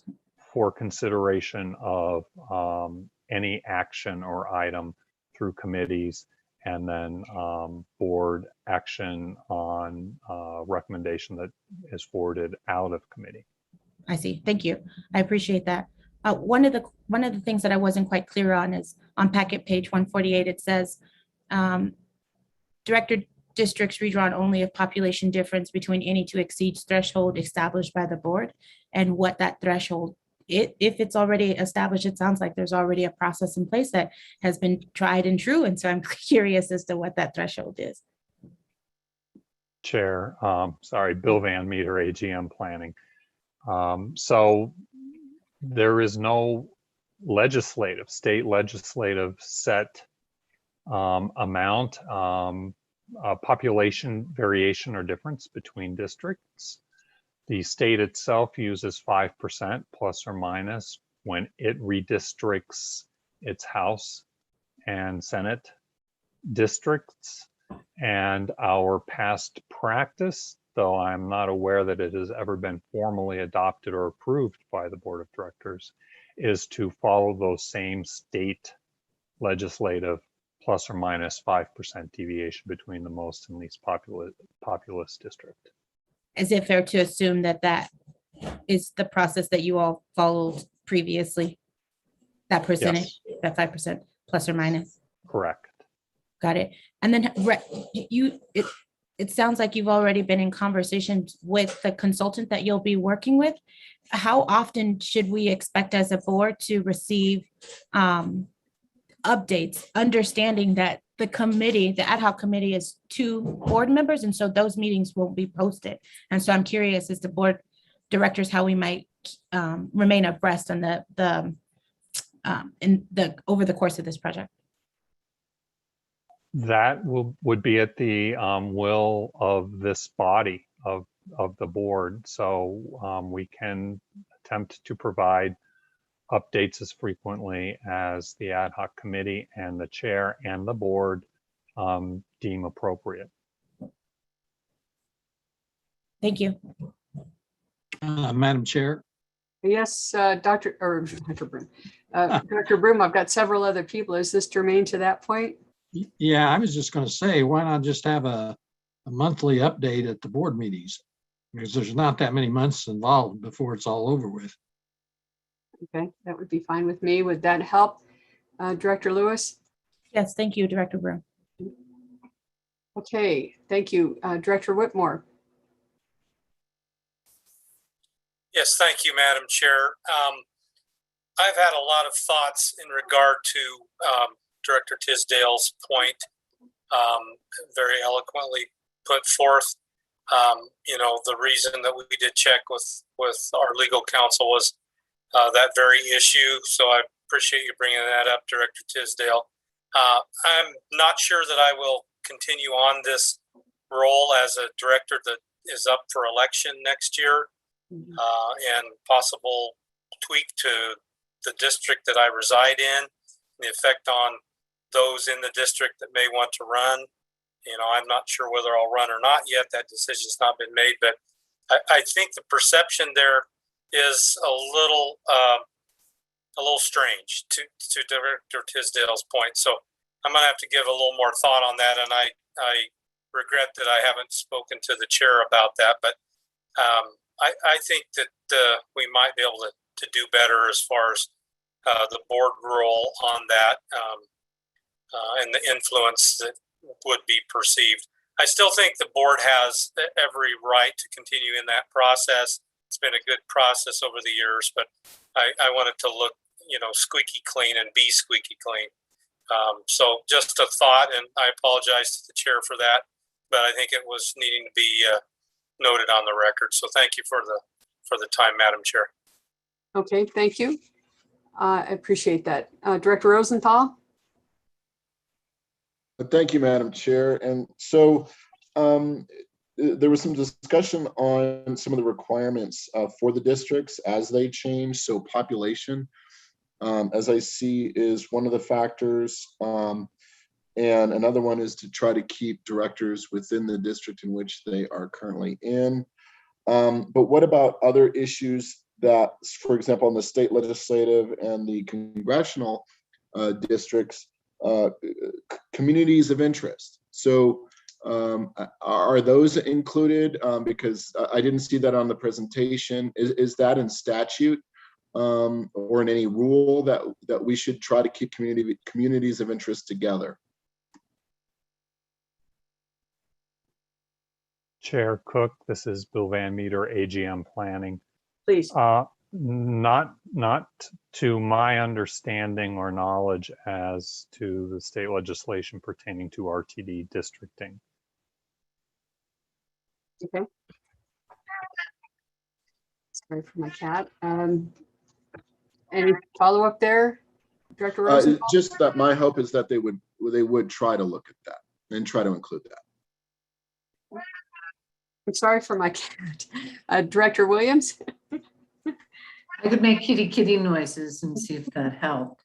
If Director Whitmore is uncomfortable, I am not up for re-election and not re-electable. I'd be happy to step in and help. So just put that on the books. Thanks for making that aware.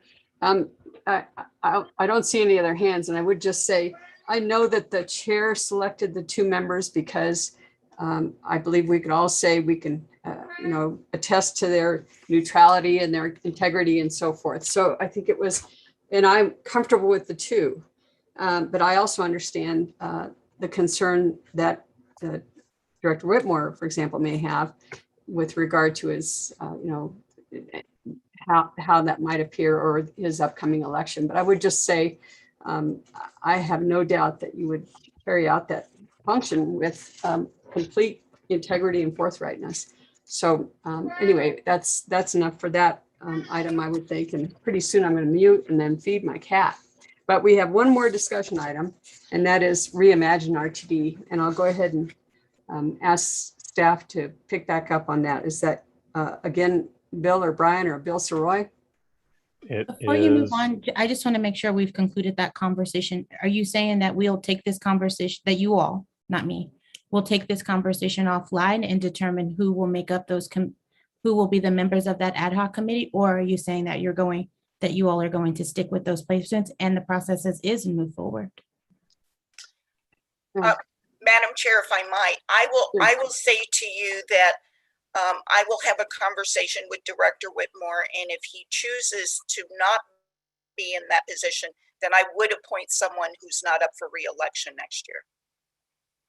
And then the second question, just to clarify, the process, I, along with other directors, have asked about the process specifically, and I'm curious if we are sticking with the process as it is currently provided to us. Well, as is, only because that is been the plan and how we've moved forward with the timeline that we are working on. All right, I really appreciate it. I do think that we have a really unique opportunity to make sure that we have true representation as we are looking at redistricting for RTD. I don't know about you all, but I've heard from different constituents that oftentimes they question what the methodology is or has been to come up with the districts, because they feel as though there are different needs for different communities. And sometimes those two different communities aren't always on the same page. And it's my understanding that that's the intent, right, of redistricting, is not to dilute folks and to have I'm sorry? No, I'm listening to you and I'm agreeing with you what you're saying. Yeah, I'm sorry, you made me lose my train of thought, but it just seems like a missed opportunity. Well, I would say too that it is timely and topical now. I mean, there's been a change at the state level in how the districts are drawn. So I think it's important to bring it up. Just agree that we're up against the constraint of the timeline where we must adopt. So for the current time, I'm glad you're bringing up those issues and they bear thinking about, but I'm just worried that we don't have the time to make significant changes. Maybe two parts about how we're updated, how it's brought to the public, whether or not there's input, et cetera. Looks like we now have other hands on this. Can I ask those?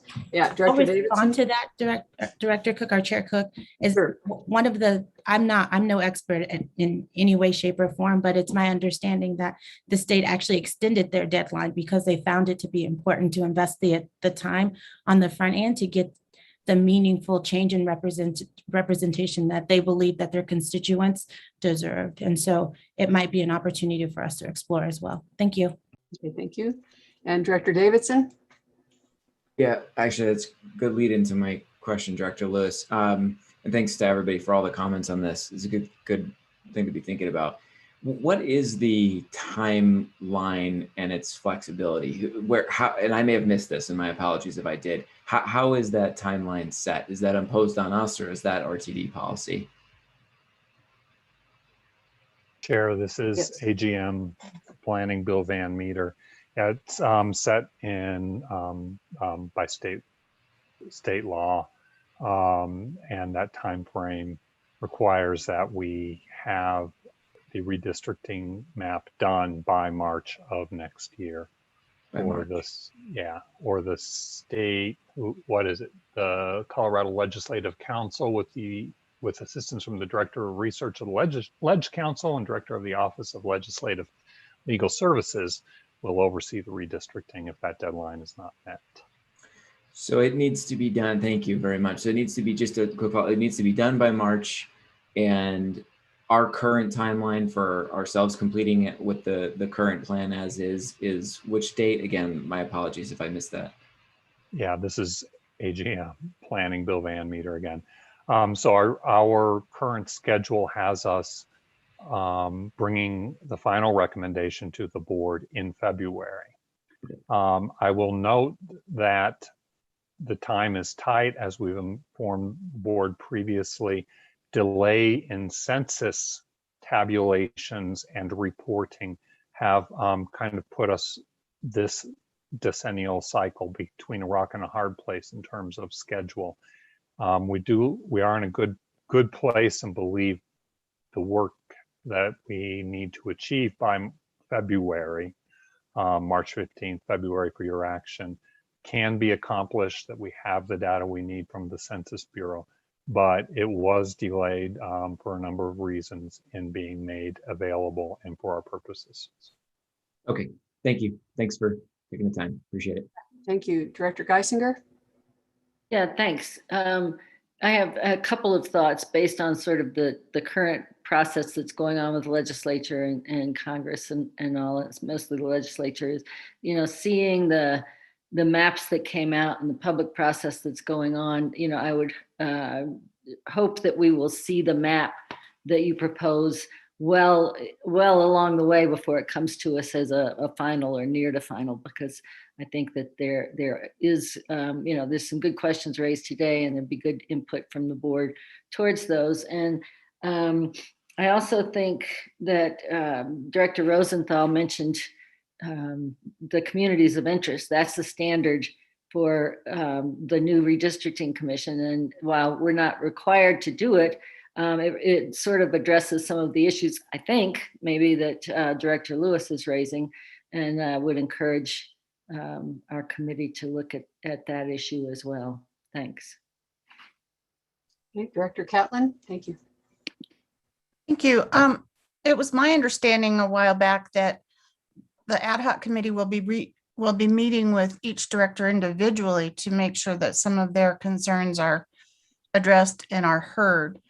And also, Mr. Van Meter, the consultant that we're using, do they take into account some of the demographic data that are out of the census to try and get to the points that Directors Rosenthal and Lewis mentioned about trying to keep communities together? Is that information part of their scope of work to look at those demographic data?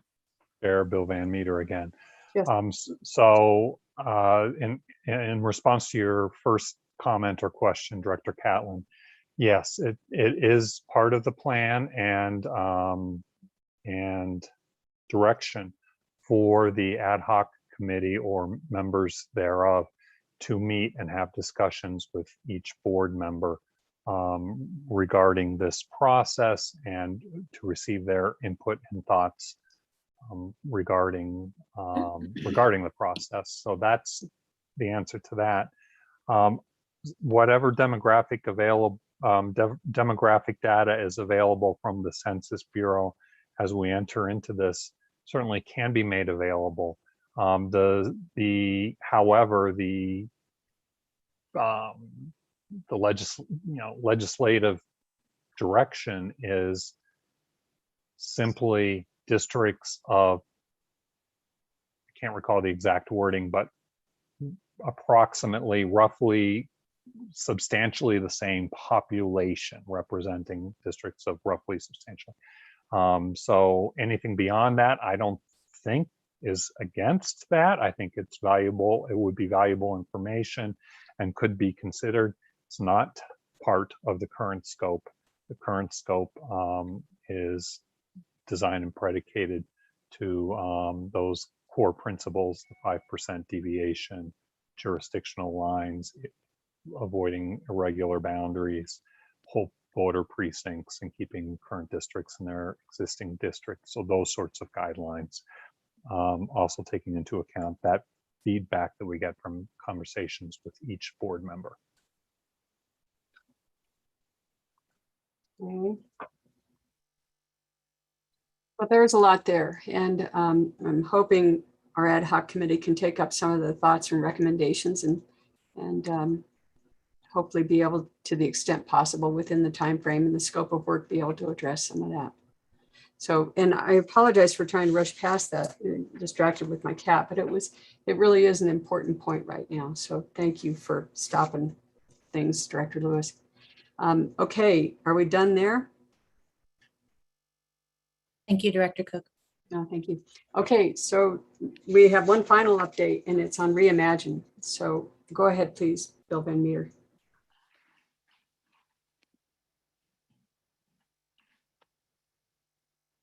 or Bill Saroy or whoever. Okay, no, yeah, it's me, and I had remuted myself, and this is Bill Van Meter, AGM Planning. Bill Saroy and Brian Welch, Bill Saroy, Senior Manager of Transit-Oriented Communities, and Brian Welch, Senior Manager of Planning Technical Services, are here in case I need a lifeline. And recognizing the hour, there's just a few key points in this PowerPoint presentation, an update regarding Reimagine RTD that I'd like to highlight. So one is an update on the rebuilding service subgroup. Informed the board in previous updates about this rebuilding service subgroup. They have met. They met one time in June. And we've discussed with them factors impacting our capability for rebuilding service. And those factors are in close alignment with the board adopted guiding principles for Reimagine RTD. Delving into rebuilding service topic a little bit more and the discussions we're having with the subgroup and want to daylight with you, we're working to manage expectations for rebuilding service. Some key themes for these discussions are valuing employees' health, safety, and well-being, equity, and one item that I'd like to delve into a little bit more detail, and that's recognition of RTD's current financial uncertainty. Of importance, note that our current midterm projections are that even with the one-time federal revenues such as CRISA and ARPA funds, we can only sustainably support roughly 85% of pre-pandemic service levels through 2026. Also recall that there were significant asset management and state of good repair deferrals from the 2021 budget, which further contributes to that pre-existing backlog that we have had for a number of years of important asset management projects that are really needed to keep our vehicles running and our lights on. So these are key factors that we're talking with our rebuilding service group on and other parties as well in terms of managing expectations for what RTD can accomplish moving forward. Of course, an additional consideration is our understanding of our current ridership trends, which while increasing slowly, are still being influenced by the pandemic, telework, and the continued weakness in our traditional AM and PM commute markets, a topic that was discussed during our earlier meeting on communications meeting.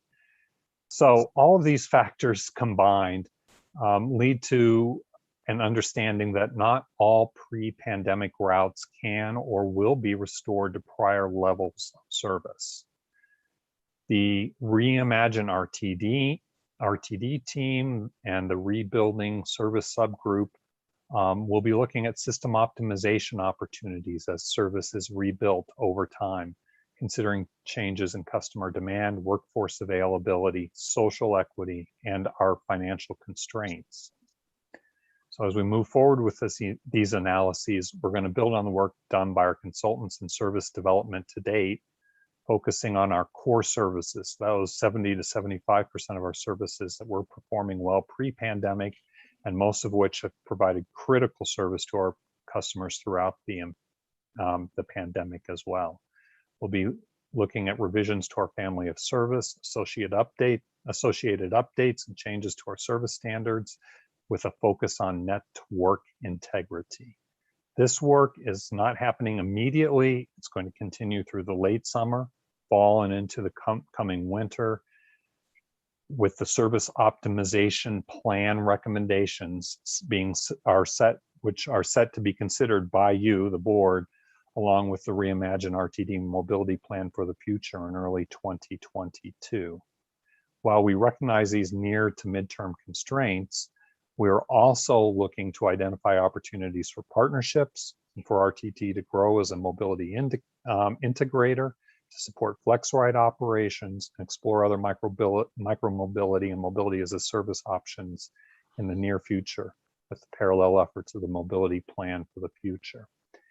And we're going to be taking a deeper dive into this topic. This was a tickler or a teaser today, this rebuilding service and our system optimization plan at the September 14th board study session. So this is a teaser. As I note, the recommendations will continue to be developed through this late summer, fall, winter, and we'll be coming back to you in early 2022 for consideration. And we'll be having that opportunity at the study session on the 14th of September and in other venues and updates throughout. I wanted to highlight and try to dwell on that for a second. I kind of rushed through some key points there, but that was in the interest of time. Also wanted to update you on where we're heading regarding, so that was kind of rebuilding service, not kind of, that was rebuilding service subgroup, and the system optimization plan. Parallel process is the mobility plan for the future, planning future states, and a key focus on that is looking at scenario planning. What questions will we be, will this mobility plan for the future process answer? And the time frame for that is addressed on this slide. Want to talk a little bit about scenario development. Various driving forces, high or low impact from each of those can lead to definition of various future potential scenarios. And we've been talking with our technical working group and advisory committee from a future mobility needs and trends perspective about what scenarios make sense for us to analyze in a scenario analysis moving forward. We have a tool, the consultant team has a tool that will help us do these sorts of analyses. It's called the Exploratory Modeling and Analysis Tool, or EMAT. It has inputs such as service levels, workforce, funding availability, telework from home, micromobility, parking costs, both at our park and rides potentially and at destinations, and then provides a whole list of potential, not potential, but of outputs for various assumptions on the inputs. What do the outputs look like in a range of reasonableness? So in discussions with the technical working group and advisory committee, they requested and suggested scenarios to be evaluated through that tool that are around those various inputs. Service levels as a surrogate for funding, a surrogate for workforce availability, federal and state policy, and climate impact. Higher levels having, one set of potential outcomes, lower another set, and with a range of potential outcomes coming out. Telework and the impact on AM and PM commute long term. More or less telecommute and telework type impacts to our customers. How does that translate to a future potential scenario, and local policies around first and last mile? They're also interested, the technical working group and advisory committee, in understanding the land use and transit relationship over the longer term, costs, parking, fuel, fares, and competing modes. And Dr. Cog has done some solid scenario planning work in support of their recently adopted 2050 Regional Transportation Plan. So we're going to rely on a combination of this EMAT tool and the Dr. Cog scenarios to provide a good understanding of these various scenarios and potential outcomes as we move forward through the process.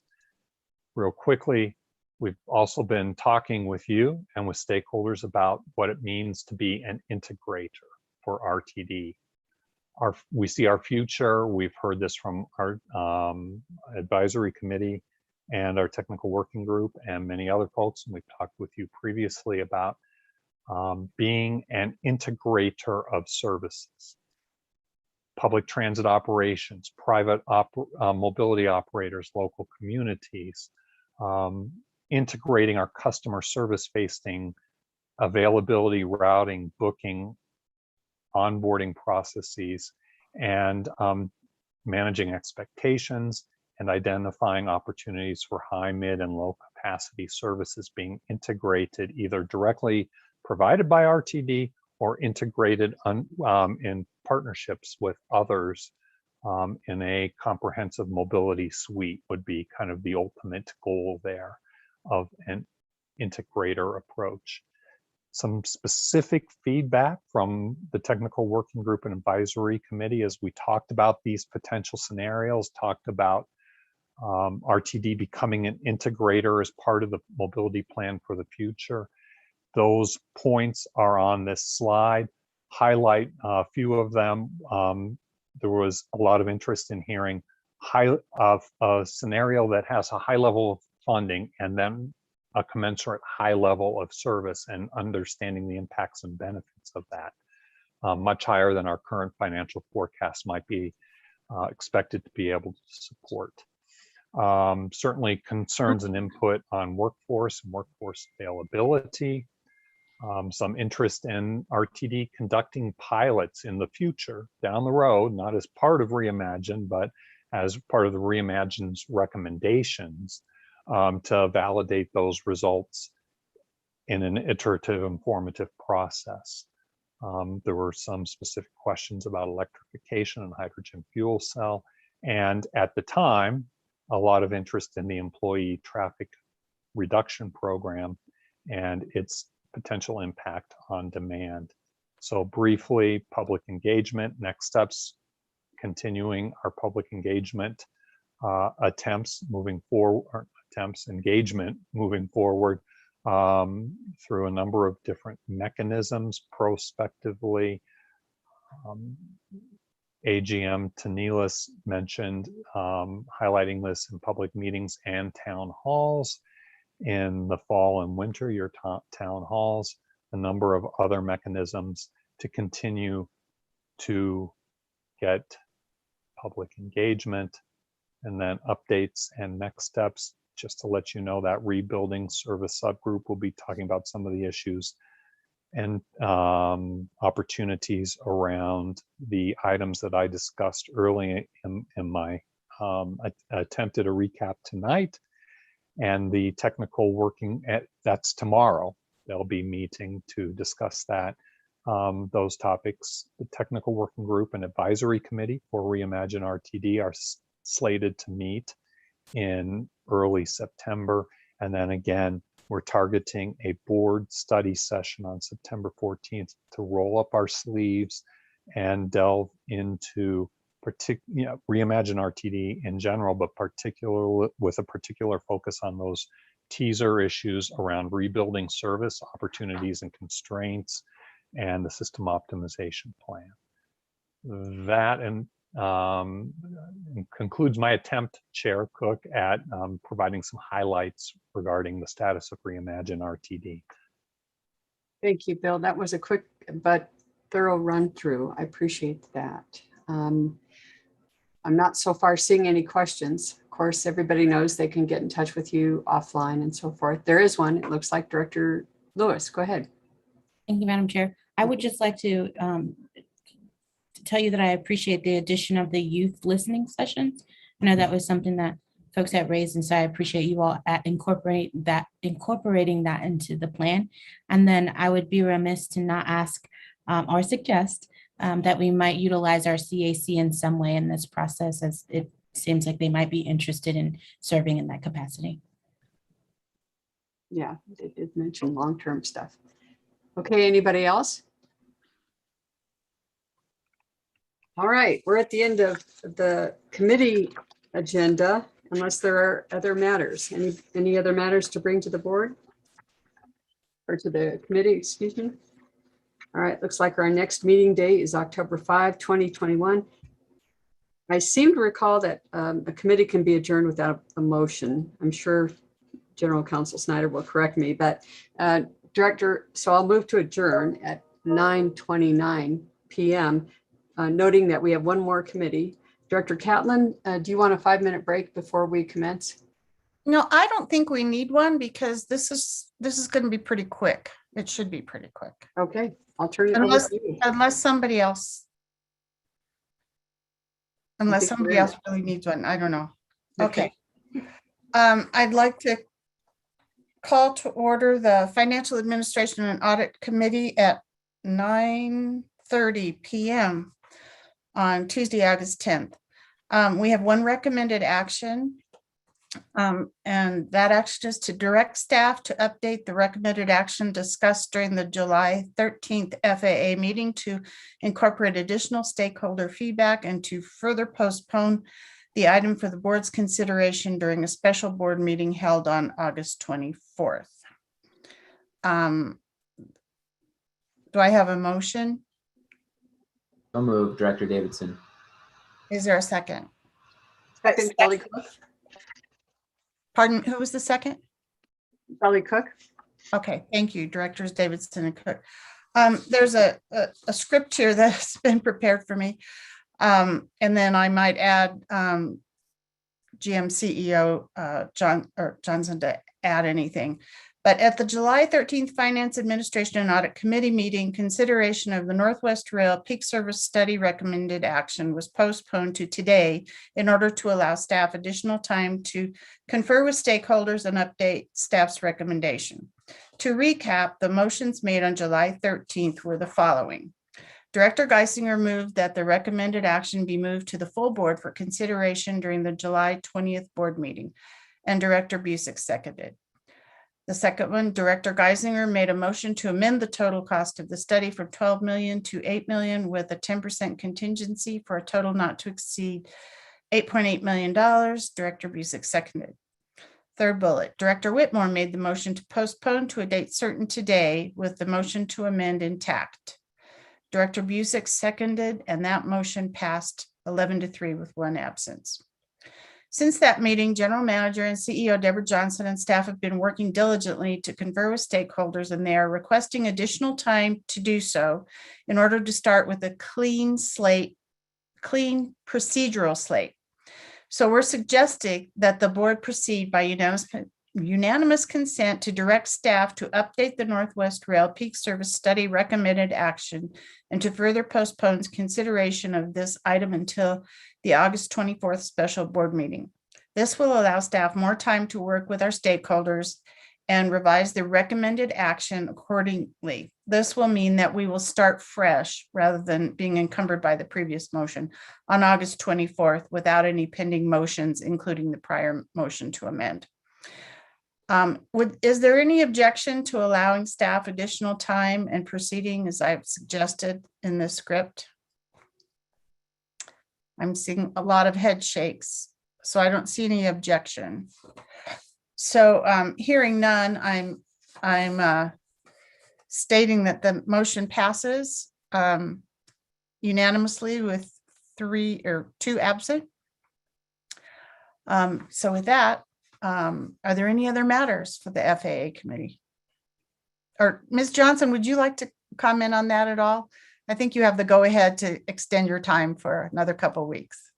Madam Chair, you covered it completely, and I think we're all aligned, so thank you very kindly.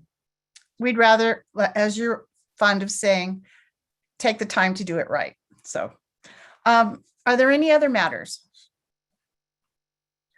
Okay, our next meeting date of this committee is August 17th, 2021.